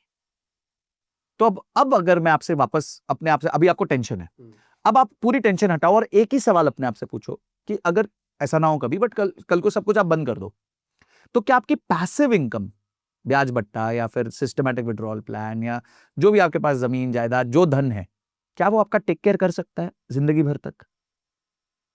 अगर आंसर हाँ है तो आप फाइनेंशियली फ्री है, अगर आंसर ना है तो आपको भी वर्क करना है फाइनेंशियल फ्रीडम के तरफ। बट क्या फाइनेंशियली फ्री होने का मतलब ये है कि काम नहीं करना? मुझे ऐसा लगता है मैं फाइनेंशियली फ्री होने के बाद ज्यादा काम कर रहा हूं, पर मैं वो काम कर रहा हूं जो मुझे आता है, जो मुझे भाता है, मुझे जो पसंद है वो कर रहा हूं, तो इसलिए मेरी एनर्जी भी हाई रहती है। मुझे करना ही ये था, पर मैं शायद पहले नहीं कर पाया क्योंकि मेरे को पहले फाइनेंशियली फ्री होना था, मेरे लिए प्राथमिकता थी पहले फाइनेंशियली फ्री हो जाओ। तो फाइनेंशियल फ्रीडम जो है is a state of mind. कुछ लोगों के लिए फाइनेंशियल फ्रीडम 1 करोड़ में भी आ जाएगा, कुछ लोग के लिए 2 करोड़ में आएगा, और कुछ लोगों का 100 करोड़ में भी नहीं आएगा। तो ये नंबर मैटर नहीं करता है, ये नंबर सिर्फ इतना ही है कि मेरे खर्चे क्या मेरी पैसिव इनकम निकाल सकती है। तो अगर आज मेरे पास 2 करोड़ का कॉर्पस है और मुझे पता है कि मुझे नॉर्मल बैंक ब्याज भी वहां पे 16 लाख रुपए साल का मिल जाएगा, पर मेरा खर्चा ही साल का 10 लाख है, तो मैं तो फाइनेंशियली फ्री हूं। यानी कि इस जीवन में तो मुझे पैसे के लिए काम करने की जरूरत नहीं है। अब मैं अपने पैशन के लिए करूं, समाज की सेवा के लिए करूं, अपने मन मर्जी करूं। तो जब आपने अपना समय खरीद लिया तब आप फाइनेंशियली फ्री हो गए। इस रील को काट काट के मैं ना 5 लाख बार चलवाऊंगा। पहला सेक्शन लिया ना, वो सारा नॉन इन्वेस्टमेंट का सेक्शन था, अभी तक तो हम शायद इन्वेस्टमेंट पे आए भी नहीं है। द पावरफुल ह्यूमंस के सब्सक्राइबर के लिए आपकी तरफ से एक सॉलिड मैसेज क्या है? मेरा एक ही मैसेज है, एक्टिव इनकम पे फोकस कीजिए, स्किल बिल्डिंग पे फोकस कीजिए, एआई से डरिए मत, उसको एम्ब्रेस कीजिए, अडॉप्ट कीजिए, अपनी इन्वेस्टमेंट जर्नी को डिसिप्लिन तरीके से करिए, इंजॉय कीजिए, बिल्कुल इंजॉय कीजिए, पर ऐसा इंजॉय मत कीजिए कि अगर बाय चांस आप लंबा जी गए तो वो आपके लिए जो है प्रॉब्लमेटिक हो जाए। तो बस इतना ही कहना चाहूंगा, एक्टिव इनकम, स्किल बिल्डिंग पे फोकस करना और इंजॉय भी करना, और अपने चीजों को समझना, और चीजें जो आप अफोर्ड कर सकते हो उसको खरीदिए, और अगर अफोर्ड नहीं कर सकते तो अपनी औकात बनाइए, पहले अपनी इनकम बढ़ाइए। सब्सक्राइब भी कीजिए सर। और हाँ बिल्कुल डेफिनेटली, आपने बोला था कि पावरफुल ह्यूमंस के सब्सक्राइबर के लिए, तो और नए लोगों के लिए, हाँ नए लोगों के लिए ऑब्वियसली सब्सक्राइब कीजिए, बिकॉज मैं आपको एक बात बताता हूँ, एंड दिस इज ऑनेस्ट, मैं आज इनके साथ पॉडकास्ट पे बैठा हूँ, पर मैं इनके पॉडकास्ट बहुत टाइम से देख रहा हूँ, बहुत टाइम से। हमारी एक बार बीच में मुलाकात भी हुई थी और उस दिन कुछ कारणवश हमारा पॉडकास्ट कंप्लीट नहीं हो पाया, बट उससे पहले से मैं आपको देख रहा हूँ, and I have been very impressed with what you have done. And आपने दूसरा चैनल भी ओपन किया, उसको भी सब्सक्राइब कीजिए, आप उसका लिंक जरूर डाल दीजिए, the founders dream. The founders dream, तो वो भी करिए, उसमें तो फाउंडर्स की स्टोरी है विच इज वेरी इंस्पिरेशनल। गाइस एक चीज याद रखना कि आज के दिन जो आप पॉडकास्ट से सीख सकते हो, जो मैंने पॉडकास्ट से सीखा है, वो आप कहीं से नहीं सीख सकते। इतना लाइव एक्सपीरियंसेस लोगों का जो आके अपने बारे में बता रहे हैं, बिजनेसेस के बारे में बता रहे हैं, लाइफ के बारे में बता रहे हैं, आई थिंक हाँ, बस कोई गलत लोगों को मत सुन लेना, ठीक है? जिन्होंने जिया उस चीज को, किया उस चीज को, उसी की सुनना, बस उसी की सुनना। ऐसे कोई भी आके बोल देगा ऐसे हो जाएगा, ऐसे नहीं करना। दूसरा, कोई भी आपको फेक ड्रीम्स बेचे तो याद रखना, जंगल में सुंदर लड़की चुड़ैल होती है, तो हमें चुड़ैल के पीछे नहीं पड़ना है, वो हमें खा जाएगी, तो उससे दूर रहिएगा। ये फॉल्स प्रॉमिसेस और ये सबसे दूर रहिएगा। लोग आपको स्कैम करने की बहुत कोशिश करेंगे, स्कैम से दूर रहिएगा, और नॉर्मल चलिए, आप बहुतों से बहुत आगे निकल जाएंगे। अच्छा सर, एक बात करते हैं यहाँ पे छोटी सी, आपका भी एक बेटा है, मेरी एक बेटी है जी। 10-10 साल के दोनों, आई गेस। स्कूल जा रहा होगा, अच्छी खासी फीस दे रहे हो आप। 6th में, हाँ। मैं भी अच्छी खासी फीस दे रहा हूँ, पर पढ़ा तो वही रहे ना।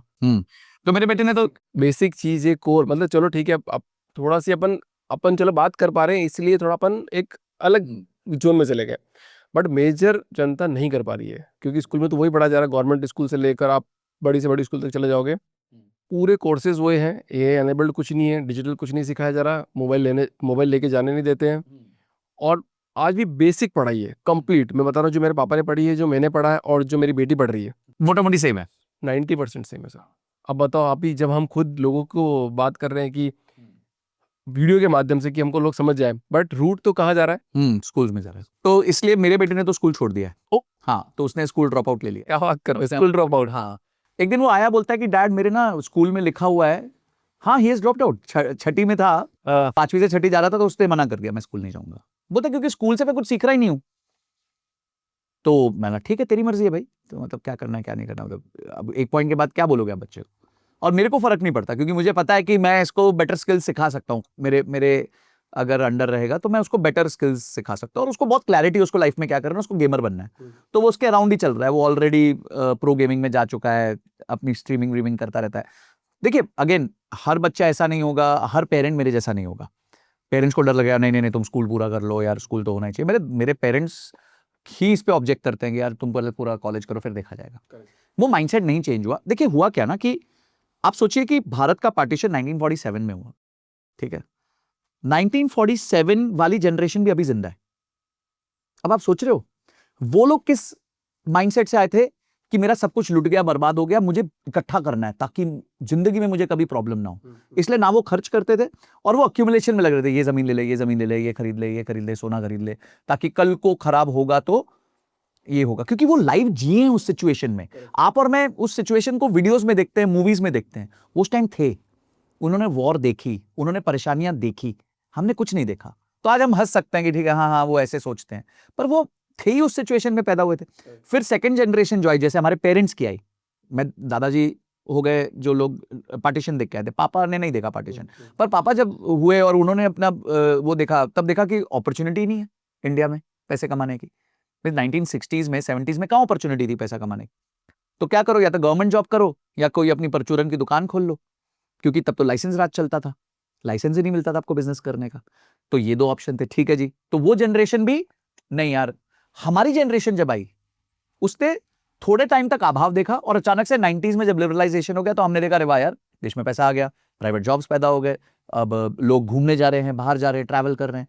और बाय द टाइम 2000 आया, हमारे को बुद्धि आई, हम 16-18 साल के हुए, तो हमने देखा एक और नया जनरेशन आ गया, Y2K का जनरेशन के बाद का तो आप सोचिए जो 1947 वाला वो क्या देख के बेचारा, मतलब आप सोच रहे हो कोई 90 इयर्स का है या मेरे फादर 70 के हैं, तो वो बहुत ट्रांजिशंस देख चुके हैं। तो वो सेफ्टी को बहुत वैल्यू करते हैं, हम एक्सपेरिमेंट को वैल्यू करते हैं। जेनजी एक्सपेरिमेंट्स को वैल्यू करता है कि नहीं यार मेरे को इधर जाना है, उधर जाना है, कोल्ड प्ले का कॉन्सर्ट देखना है, चाहे मेरे को 2.5 लाख की टिकट क्यों ना लेनी पड़ जाए, वो उस चीज को वैल्यू करते हैं। क्यों? क्योंकि उनको सेफ्टी की चिंता नहीं है ना, वो उनके माँ बाप ने दे दी उनको, या फिर आज का इकोसिस्टम में उनको मिल जाती है, जॉब मिल जाता है, आज यहाँ जॉब नहीं, चल मैं कल वहां पकड़ लूंगा, 3 महीने घर पे बैठ जाऊंगा, कोई प्रॉब्लम नहीं है, EMI मिल जाएगी। पहले उधार नहीं मिलते थे भाई, ये जितना आसानी से आज आप क्रेडिट कार्ड स्वाइप करके बाय नाउ पे लेटर करते हो, तब नहीं होता था ये सब।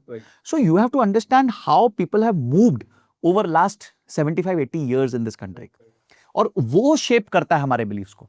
आज मैं अपने बेटे को क्यों ओके कर सकता हूं कि वो स्कूल ना जाए, क्योंकि मैं कॉन्फिडेंट हूं कि मैं निकाल लूंगा, मुझे पता है कि कैसे आगे बढ़ना है, एंड मोटा मोटी आई कैन बी गुड। सो मैं अपने बेटे को वो लिबर्टी दे सकता हूं, मेरे फादर नहीं दे सकते थे, क्योंकि मेरी इनकम उनके लिए बहुत जरूरी थी, क्योंकि घर नहीं था उतना, हम लोग मतलब we were not very rich, middle class थे। सो आपको उस बंदे की हर बंदे की यूनिक सिचुएशन और माइंडसेट होता है। कुछ लोग पैसे के अभाव की वजह से डरे हुए पैदा होते हैं, और कुछ लोग होते हैं जो एकदम दबंग हो जाते हैं, एक्सट्रीम भी हो जाता है कभी कभी।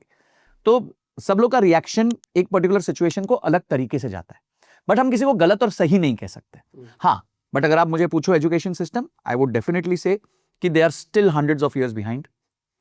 वो लोग नहीं सिखा रहे कि भाई जैसे मैंने बताया ना, मेरा बेटा एक दिन आके बोला कि डैड मेरे स्कूल में लिखा हुआ है कि AI is the future. Very good, बिल्कुल सही लिखा। बोलता है बट जब मैं AI यूज करके प्रेजेंटेशन बनाता हूँ तो मुझे 0 दे देते हैं। तो एक बात बताओ सर, ये फिर सोशल लाइफ का क्या होगा? सोशल, देखिए सोशल लाइफ ना, अगेन हम आते हैं, पहले लोग सोशल लाइफ के लिए स्कूल पे डिपेंड करते थे, अब नहीं डिपेंड करते। कोई ना कोई क्लब का मेंबर होता है। अब जिस सोसाइटी में वो रहते हैं, हम लोग रहते हैं, वो है ही इतनी बड़ी, वहां पे है ही करीबन 700-800 घर है। तो जब आप इतनी बड़ी सोसाइटी में रह रहे हो तो वहां पे आपकी सोशल लाइफ हो जाती है। अच्छा, सोशल क्या रह गया, लोगों के फ्रेंड्स आजकल ऑनलाइन है, सब कुछ ऑनलाइन है, उनकी जिंदगी ऑनलाइन है।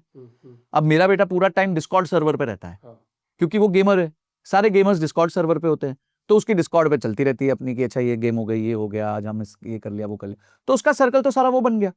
तो सर्कल आजकल ये सोशल वाला सर्कल से ज्यादा जो है वो डिजिटल वाला सर्कल हो गया।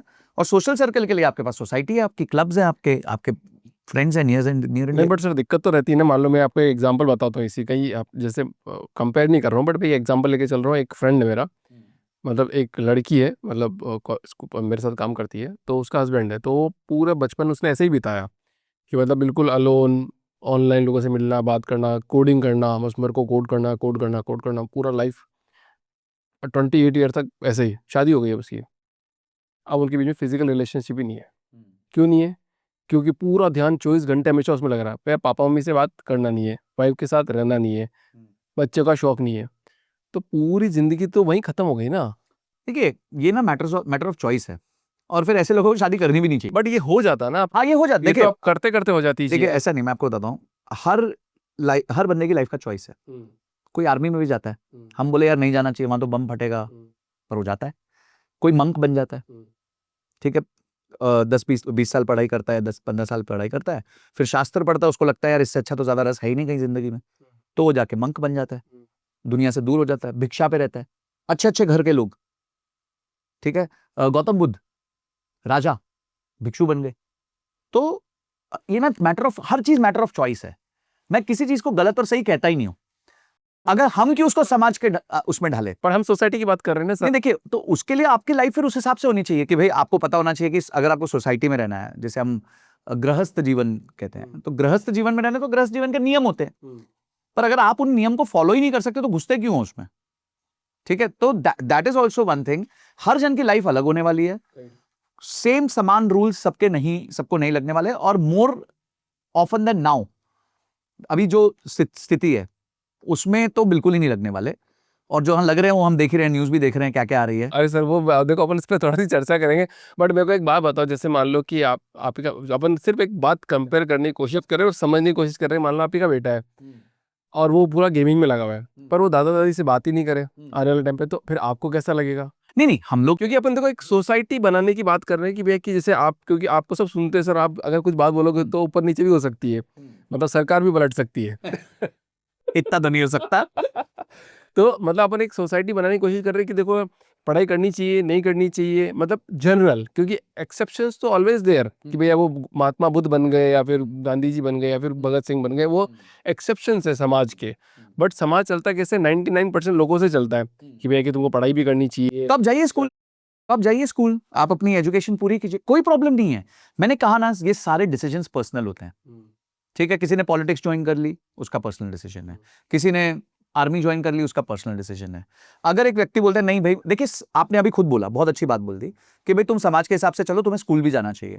तो अगर समाज के हिसाब से स्कूल बना है तो स्कूल ना लोएस्ट कॉमन डिनोमिनेटर जिसे कहते हैं ना हम, कि लोएस्ट कॉमन पर्सन के लिए बना है। देखिए एक रथ है ना, अगर उस पर 7 घोड़े हैं तो वो रथ किस स्पीड से चलेगा?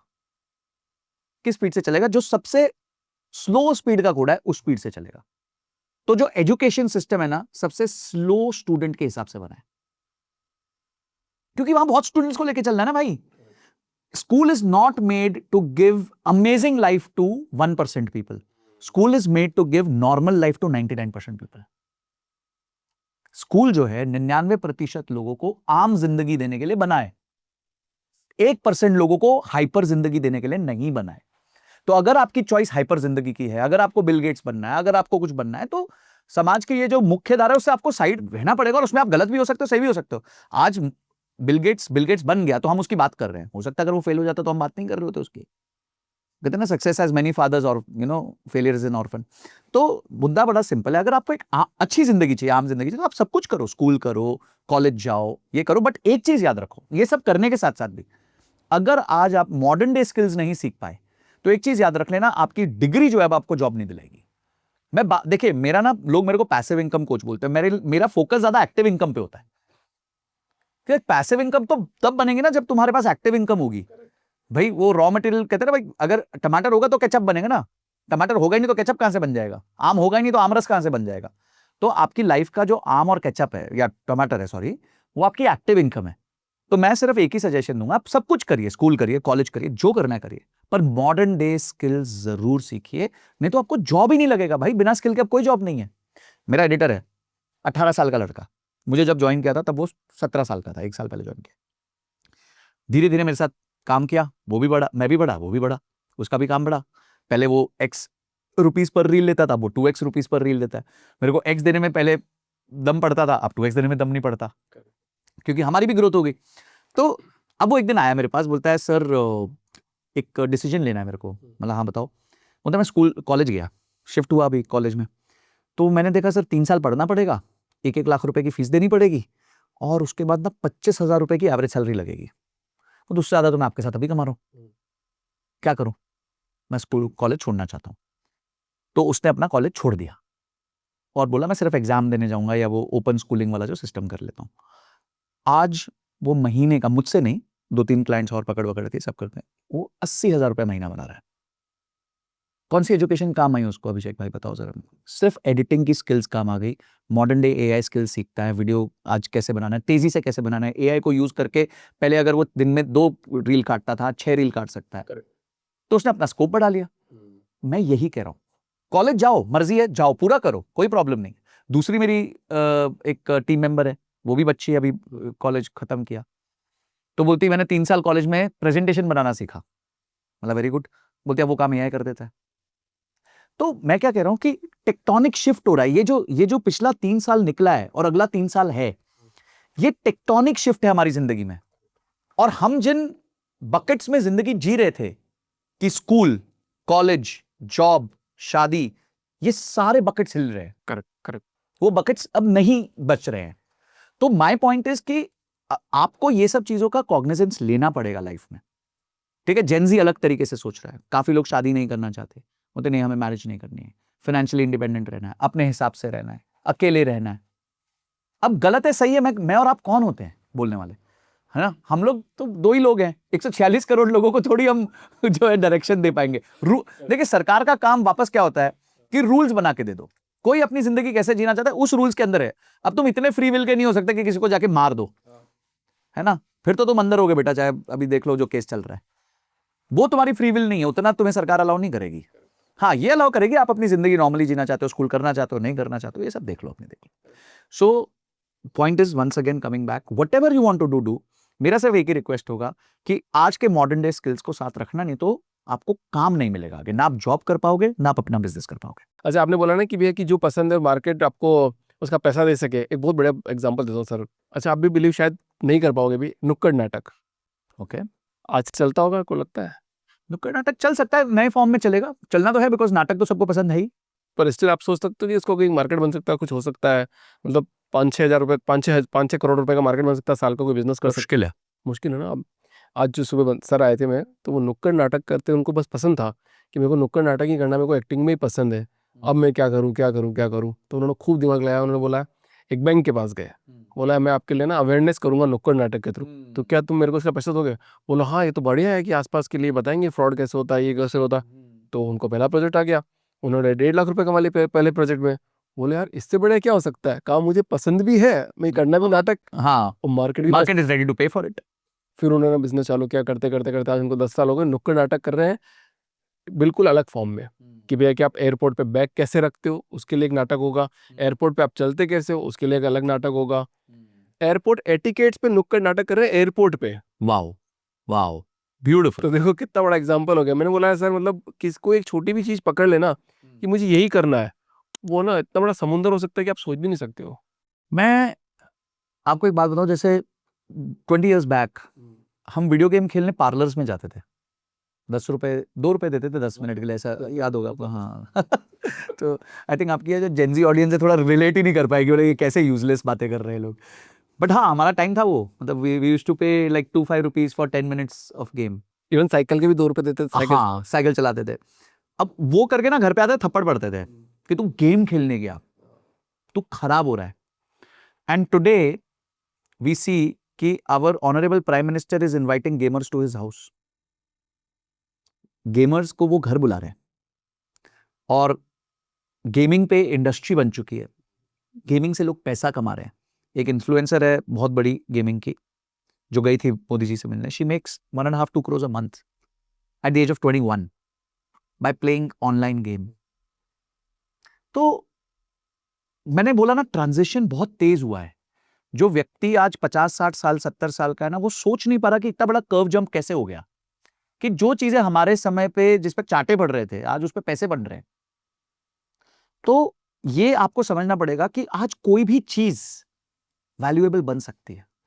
आपको सिर्फ ये देखना है कि क्या आप उसको सेल कैसे कर रहे हो, आप उसको यूज में कैसे ला रहे हो। अब जैसे नुक्कड़ नाटक का आपने एग्जांपल लिया, उन्होंने उसको यूज किया to spread awareness, which is very important.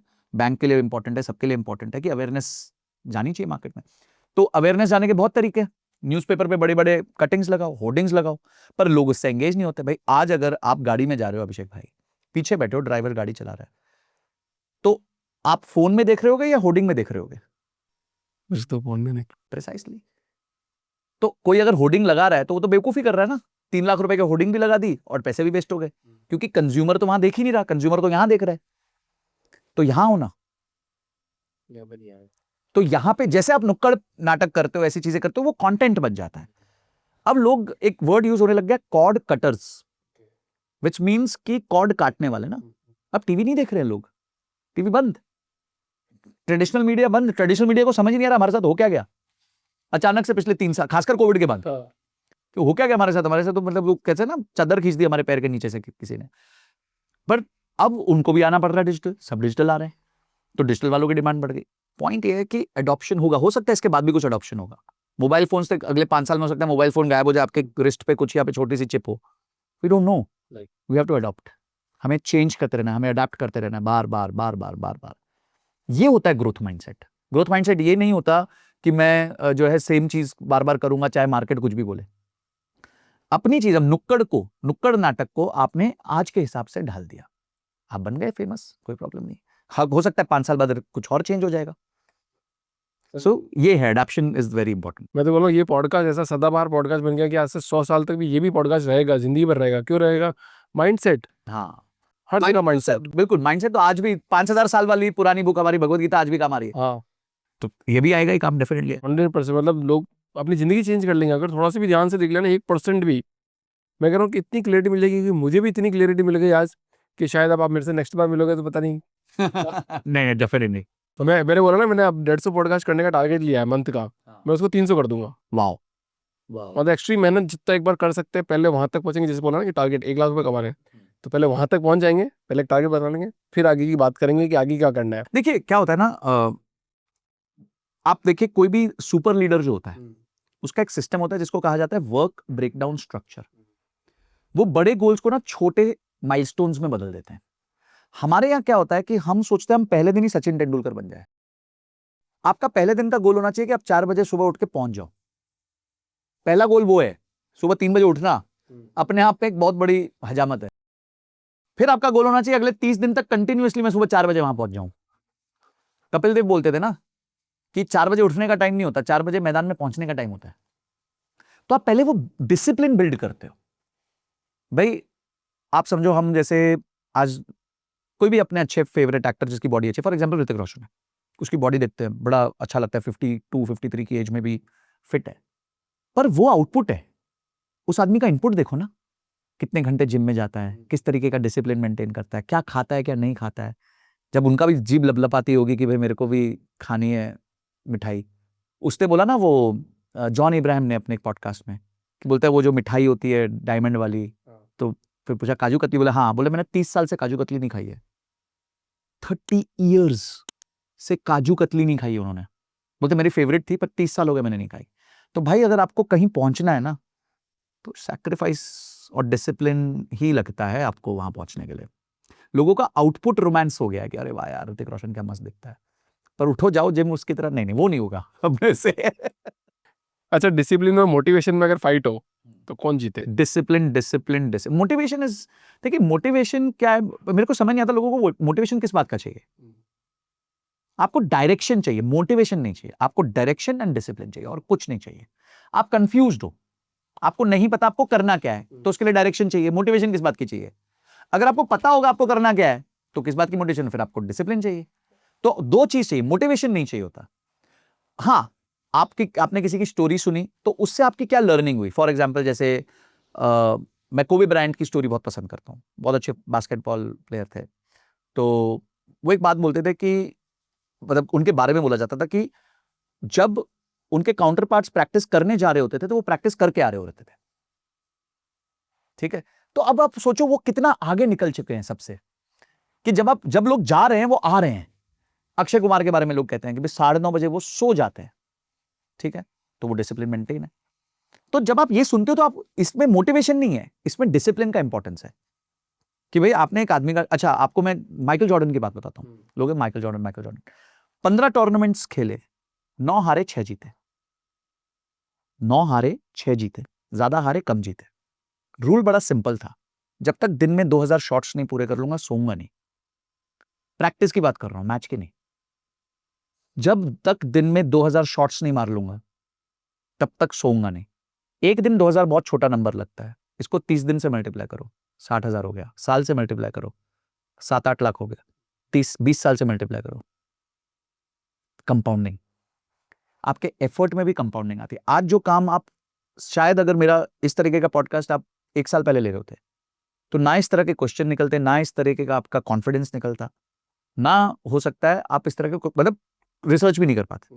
पर आज 250, 300, 400 एपिसोड्स आप निकाल चुके हो, तो उसके बाद जब आपका कॉन्फिडेंस बोलता है ना, ये इसको हम कंपाउंडिंग कहते हैं। तो कंपाउंडिंग वेल्थ में भी लगती है, कंपाउंडिंग आपके जो है एक्टिव इनकम में भी लगती है, और एक्टिव इनकम की कंपाउंडिंग बहुत जबरदस्त होती है। बट सर, जहाँ पे एक तरफ इंडिया बहुत पैसा कमा भी रहा है, पर अनएम्प्लॉयमेंट भी बहुत ज्यादा है, और कितने ट्रिलियन की इकोनॉमी हो गई हमारी। अब बताओ कहाँ जा रहा है सब देश? देखो, दुनिया में अगर आप देखें ना, तो 1% लोग करीबन 46 to 48% वेल्थ को कंट्रोल करते हैं। 1%, मतलब 850 करोड़ दुनियावासी हैं, तो उसमें से 8.5 करोड़ के पास इस दुनिया की करीबन आधी वेल्थ है। बाकी बचे हुए लोगों के पास जो है वो आधी वेल्थ है। तो आपको ये समझना पड़ेगा कि वेल्थ डिस्ट्रीब्यूशन तो इसी तरह होगा, रादर इससे ज्यादा खराब होगा। क्यों खराब होगा? क्योंकि पहले क्या था, पहले किसी को कोई स्किल आती थी तो उसको मैन पावर रखनी पड़ती थी उस स्किल से ज्यादा पैसे कमाने के लिए। लोग टीम्स बनाते थे, कंपनीज बनाते थे। आज हालत यह है कि चाइना में डार्क फैक्ट्रीज का कॉन्सेप्ट आ गया, यानी कि पूरी की पूरी फैक्ट्री अंधकार में चल रही है, एक आदमी नहीं है पूरी फैक्ट्री में, लाइट भी नहीं है, काम चले जा रहा है, और वो रोबोट्स जो है वो लगे हुए हैं काम करने। पीछे कंट्रोल रूम है, 2-3 लोग उस कंट्रोल रूम को देख रहे हैं, अरबों रुपए की मैन्युफैक्चरिंग हो रही है। ठीक है, तो अब ऑब्वियसली जिनकी तनख्वाहें थी, पैसे थी, सैलरी थी, ये सब थी, वो तो बहुत खत्म हो गई। तो वो सारा प्रॉफिट किसको जा रहा है? मालिक को, एक आदमी को जा रहा है। तो अभी ये डिस्पैरिटी और बढ़ने वाली है। अगर हमें लग रहा है ना कि ये डिस्पैरिटी कम हो जाएगी, डिस्पैरिटी कभी कम नहीं होगी, और बढ़ेगी। क्योंकि एआई ने आके जो समझदार लोग हैं उनको ऐसा रेवोल्यूशन दे दिया है कि अब उनको मैन पावर के बिना उनका काम हो रहा है। नहीं तो लोगों को पहले मैन पावर रखनी पड़ती थी तो लोग कमा लेते थे। अभी आप कोई भी कंपनी उठा के देख लो, माइक्रोसॉफ्ट ने 5,000 लोग निकाल दिए, इसने 6,000 लोग निकाल दिए, हमारी लोकल कंपनीज ने, किसी ने 600 लोग सर्विस डिपार्टमेंट से निकाल दिए। यही न्यूज मिलती है आपको। Absolutely right. और क्यों मिलती है? और किसकी जॉब जा रही है? जिसकी सैलरी 20-25 हजार रुपए थी, 30 हजार रुपए थी, जो उस जॉब की वजह से सर्वाइव कर पा रहा था। तो अगर आप देखेंगे तो ये ट्रेंड अभी ऐसा ही चलने वाला है, और अब जो है क्रिएट होंगी 1% बिलियन डॉलर कंपनीज, यानी एक आदमी ही बिलियन डॉलर कंपनी बना देगा। उसको ऐसा नहीं कि 5,000 10,000 लोगों की जरूरत पड़ेगी। अब व्हाट्सएप देखिए, करीबन 30-40 लोगों की टीम, छोटी सी टीम थी जिसने 19 बिलियन डॉलर की कंपनी बना दी। टेलीग्राम देख लीजिए, वर्डप्रेस देख लीजिए, ये सारी बहुत कम टीम्स के साथ बिलियन डॉलर कंपनीज है।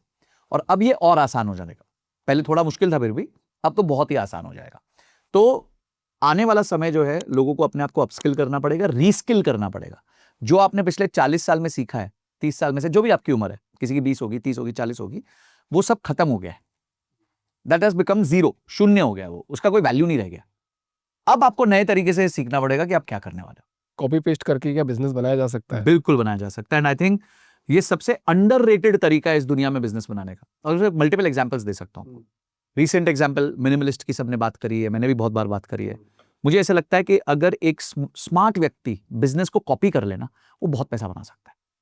तो उन्होंने यही किया, उन्होंने द ऑर्डिनरी को कॉपी किया, और ऑर्डिनरी को कॉपी करके उसके बाद जो है उसको अच्छे से उसका मैन्युफैक्चरिंग करी, प्रोडक्ट को समझा, सब कुछ किया। सिर्फ कॉपी नहीं किया, नकल में भी, जैसे कहते हैं ना, अक्ल लगते हैं, तो नकल की अक्ल के साथ उन्होंने अक्ल के साथ नकल करी, और उसके साथ उन्होंने उस कंपनी को ग्रो किया, और उसको राइट टाइम पे एग्जिट भी कर दिया। 3,000 करोड़ रुपए का उन्होंने सेल किया उसको। तो बिजनेस को बनाया जा सकता है कॉपी करके। आप, फ्लिपकार्ट बना था अमेजोन को कॉपी करके, ओला बना था उबर को कॉपी करके, कोई प्रॉब्लम नहीं है। कॉपी करने में कभी शर्म नहीं करनी चाहिए। चलो, आपको तो सिचुएशन ने सिखा दिया सर, बट मैं आपके बारे में थोड़ा सी पढ़ रहा था। आपका एक वीडियो आया मेरे सामने, आपके बेटे से आप बात कर रहे हो, 10 साल का बेटा है आपका। बोला कि गिव मी पॉकेट मनी। आपने 2,000 रुपये दिए, और बोला क्या करोगे? बोला 1,000 रुपये इसमें खर्च करूँगा, 1,000 रुपये लगाऊंगा। फिर आपने एक बात बोली लास्ट में जाके, एक कोई इनकम की बात करी थी।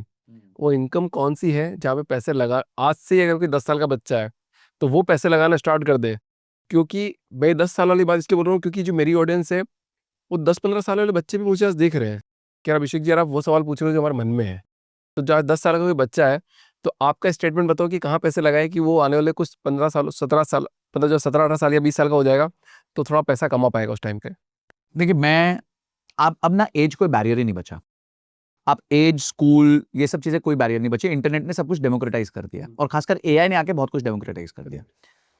एक 13 साल के बच्चे से मिला हूं, 13 ईयर्स, और वो महीने का 60,000 रुपए कमा रहा है, 60,000 रुपीज पर मंथ। अच्छे अच्छे ग्रेजुएट्स की सैलरी नहीं है। मतलब क्या कर रहे हो भाई? बोलता है एक एआई टूल है जिससे प्रेजेंटेशंस बनती हैं। Very good. तो बोलता है मैंने वो एआई टूल लिया हुआ है, मेरे को आता है ऑपरेट करना, मैं ना लोगों की प्रेजेंटेशन बनाता हूँ, 50 रुपए पर स्लाइड लेता हूँ, 50 रुपीज पर स्लाइड।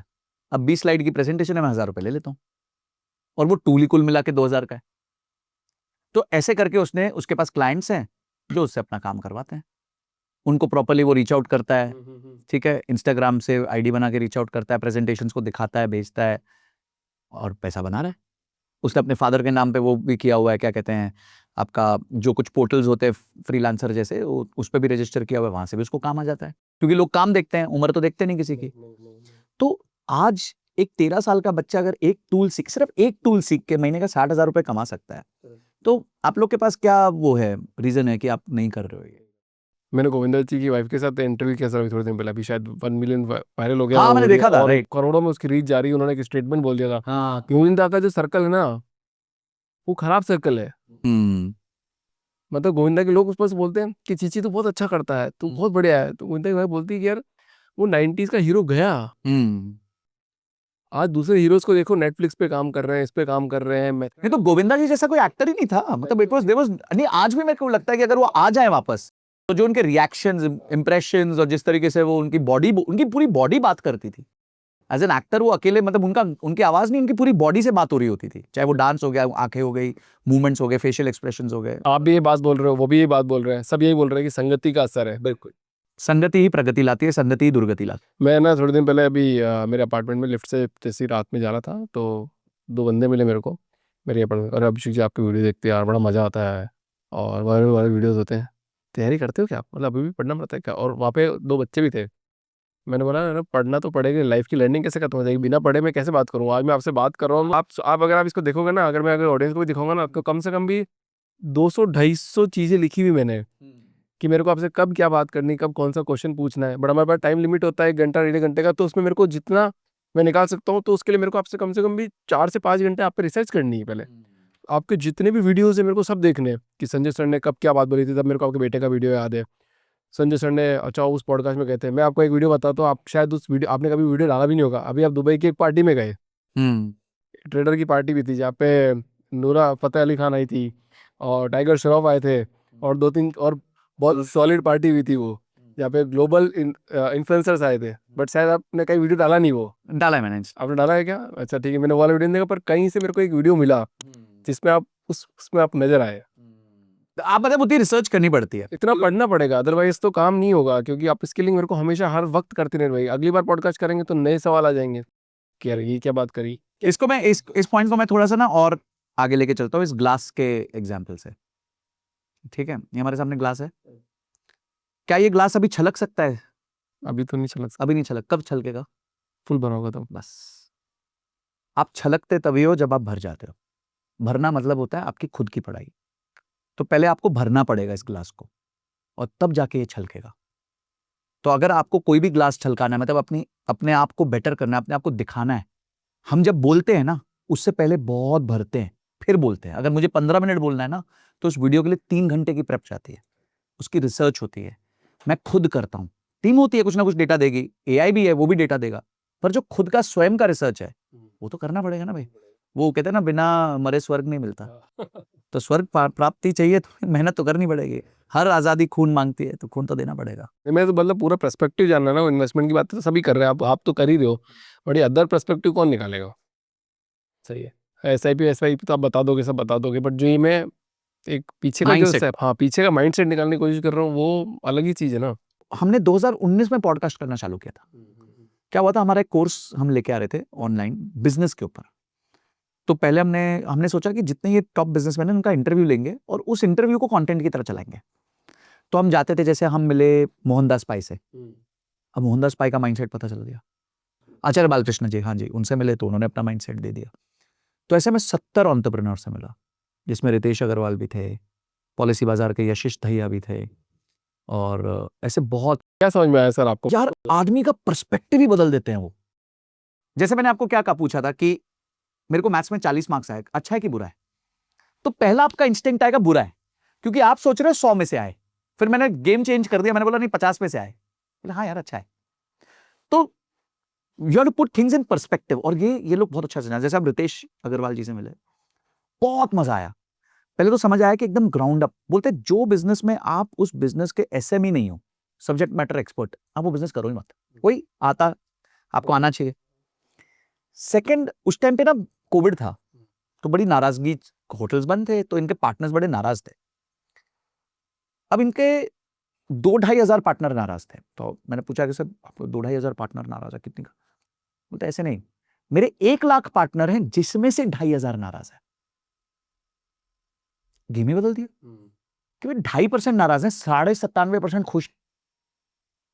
समझ रहे हो कि 2,500 एज अ नंबर बहुत बड़ा है, पर फॉर मेरी तो परसेंट 2.5 है, मैं कर रहा हूं ठीक, उसको भी कर रहा हूं। बोलते हमने प्रॉब्लम्स को बकेट किया है, बकेट का सोल्यूशन निकाल रहे हैं ये। तीसरी चीज, सर आपका धंधा ही नहीं चल रहा, बंद हो गया, कोविड आ गया। तो बोलता है when the sea is rough the fisherman should sharpen their knife. मतलब जब समुद्र में तूफान है, तो जिसको फिश पकड़नी है उसको अपने धारा तेज करनी है, तैयारी करनी है, क्योंकि जब सी वापस जब शांत होगा तब जाके मछली पकड़ेंगे अपन। अब ये माइंडसेट है। हम और हाय हाय मर गए, ये हो गया, वो हो गया, मेरा धंधा नहीं चल रहा, खत्म हो गया। वो क्या कह रहा है? वो कह रहा है मैं तैयारी कर रहा हूं भाई अगली बड़ी ग्रोथ की उन्होंने, हमको सब पता है पिछले 5 साल में क्या निकाला उन्होंने। तो जब मैं किसी से भी मिला, जैसे फॉर एग्जाम्पल मैं डॉक्टर वेल्लूमणि से मिला, अमेजिंग, क्या आदमी है, मतलब क्या अलग सोचते हैं। उन्होंने बोला कि लोग देखते हैं, बिजनेस में एक टर्म होता है कॉग्स, मतलब समझिए ये ग्लास मैं बेच रहा हूं, मेरा बिजनेस है ग्लास का, तो इस ग्लास को बनाने का खर्चा, इसमें सिलिका कितना लग गया, डिजाइन कितना लग गया, मैन्युफैक्चरिंग कितना लग गया, उसे कॉग्स कहते हैं। ठीक है, ये ग्लास बनने की real cost, variable cost, man power दूसरी, इलेक्ट्रिसिटी सब नहीं, प्योर बस इस ग्लास को बनाने की कॉस्ट क्या, उसे कॉग्स कहते हैं। तो बोलता है मैं सक्सेसफुल क्यों हुआ? बोलते दुनिया कॉग्स देखती है, बिजनेसमैन दुनिया कॉग्स देखती है, मैं कॉग्स का कॉग्स देखता हूं। मतलब सर इसको मतलब क्या हुआ? बोलता है इसका मतलब ये है कि मैं पहले वेंडर पे नहीं डिपेंड करता, मैं तीसरे वेंडर तक जाता हूं, उस वेंडर के वेंडर पे और उस वेंडर के वेंडर पे जाता हूं। तो जो काम मार्केट में 500 का हो रहा होता है, मैं 150-200 में करवाता हूं। क्या माइंडसेट दे दिया यार, क्योंकि अगर आप खरीद सस्ता लोगे तो आप बेच सस्ता लोगे। तीसरे हम मिले, जैसे एक प्रोडक्ट है बजाज आलमंड हेयर ऑयल, खतरनाक हो रहा। भाई साहब मेरे को पता ही नहीं था उस कंपनी के पास वो ही मेन प्रोडक्ट था। एक उन्होंने बाद में एक और प्रोडक्ट एक्वायर किया था, नोमार्क्स करके, क्रीम आती है, हाँ, बट वो नोमार्क्स जो एक्वायर किया था ना, वो चला नहीं ज्यादा, तो उनके रेवेन्यू का उस टाइम पे 93% तेल से आता था। तो बोलते कि हमारे पास ये एक ही प्रोडक्ट है, इसके अलग एसकेयू है, 500 ml, 100 ml, 25 ml, 50 ml, पर एक ही। तो एक दिन मेरे को पूछते कि आपको पता है मेरी फैक्ट्री लगाने में कितना पैसा लगता है? लगता होगा सर 25-30 करोड़ रुपए। बोलते नहीं, 25 लाख रुपए लगता है। 25 लाख में उनकी फैक्ट्री तैयार हो जाती है। तेल बेच रहे हैं, एक ही प्रोडक्ट बेच रहे हैं, 1,000 करोड़ का टर्नओवर है, 250 करोड़ का प्रॉफिट है। तो अलग अलग चीज आपको समझ आती है जब आप लोगों से मिलते हो, सक्सेसफुल लोगों, उनके थॉट प्रोसेस का समझ आता है। तो ये आपको जितने ज्यादा इस तरीके के पॉडकास्ट देख सको, लोगों को सुन सको, कहीं ना कोई एक चीज क्लिक करेगी आपको जो आपका जीवन बदल देगी। करेगी। और वो स्कूल में नहीं हो सकती। आई होप ये पॉडकास्ट इन्वेस्टमेंट और इससे ज़्यादा तो माइंडसेट पे आज तब्दील हो गया पूरा पॉडकास्ट। मैंने सोचा कुछ और था, बट इस पॉडकास्ट में बातें कुछ और निकल के आ गई। पर ये जो बातें निकल के आई ना, ये मैंने बता दिया सदाबहार पॉडकास्ट हो गया कि मतलब जब भी डालेंगे। और मैंने बोला था बीच में कि वो रील काट के तो मैं 5-5 लाख बार चलवाऊंगा मैं, ताकि वो बार बार लोगों के सामने जाए और एक क्लैरिटी आ जाए माइंडसेट की, भैया कि यही है, इसके ऊपर तो कुछ भी नहीं है। डायरेक्शन एंड डिसिप्लिन, बस 2 चीजें हैं। पहले डायरेक्शन क्लियर कर लो, फिर डिसिप्लिन से उस डायरेक्शन पे लगे रहो, बस जाते रहो। Thank you so much sir, thank you so much for coming in this show. Thank you so much. काफ़ी मज़ा आ गया आपसे बात करके, पूरा पॉडकास्ट सदाबहार बना दिया। 100 सालों के लिए आपने ज्ञान दे दिया। मैं बता रहा हूँ कि ये मतलब 2010 में भी होता तब भी ये सेम थी माइंडसेट, 2025 में तब भी माइंडसेट की बात है, और 2075 में जाएंगे तब भी माइंडसेट की बात करेंगे। इसके अलावा कोई बात ही नहीं कर सकता। तो बस मैं अब ऑडियंस से लास्ट एक रिक्वेस्ट करूंगा, आपकी लर्निंग्स क्या रही हैं, 5 पॉइंट्स प्लीज जरा कमेंट सेक्शन में लिख देना। आप क्या चेंज करने वाले हो अपनी लाइफ में, वो भी जरूर लिख देना। और ये वीडियो एटलीस्ट अपने 5 दोस्तों को भेज देना जहां आपको लगता है कि उनको इस इंफॉर्मेशन की जरूरत है। Thank you so much.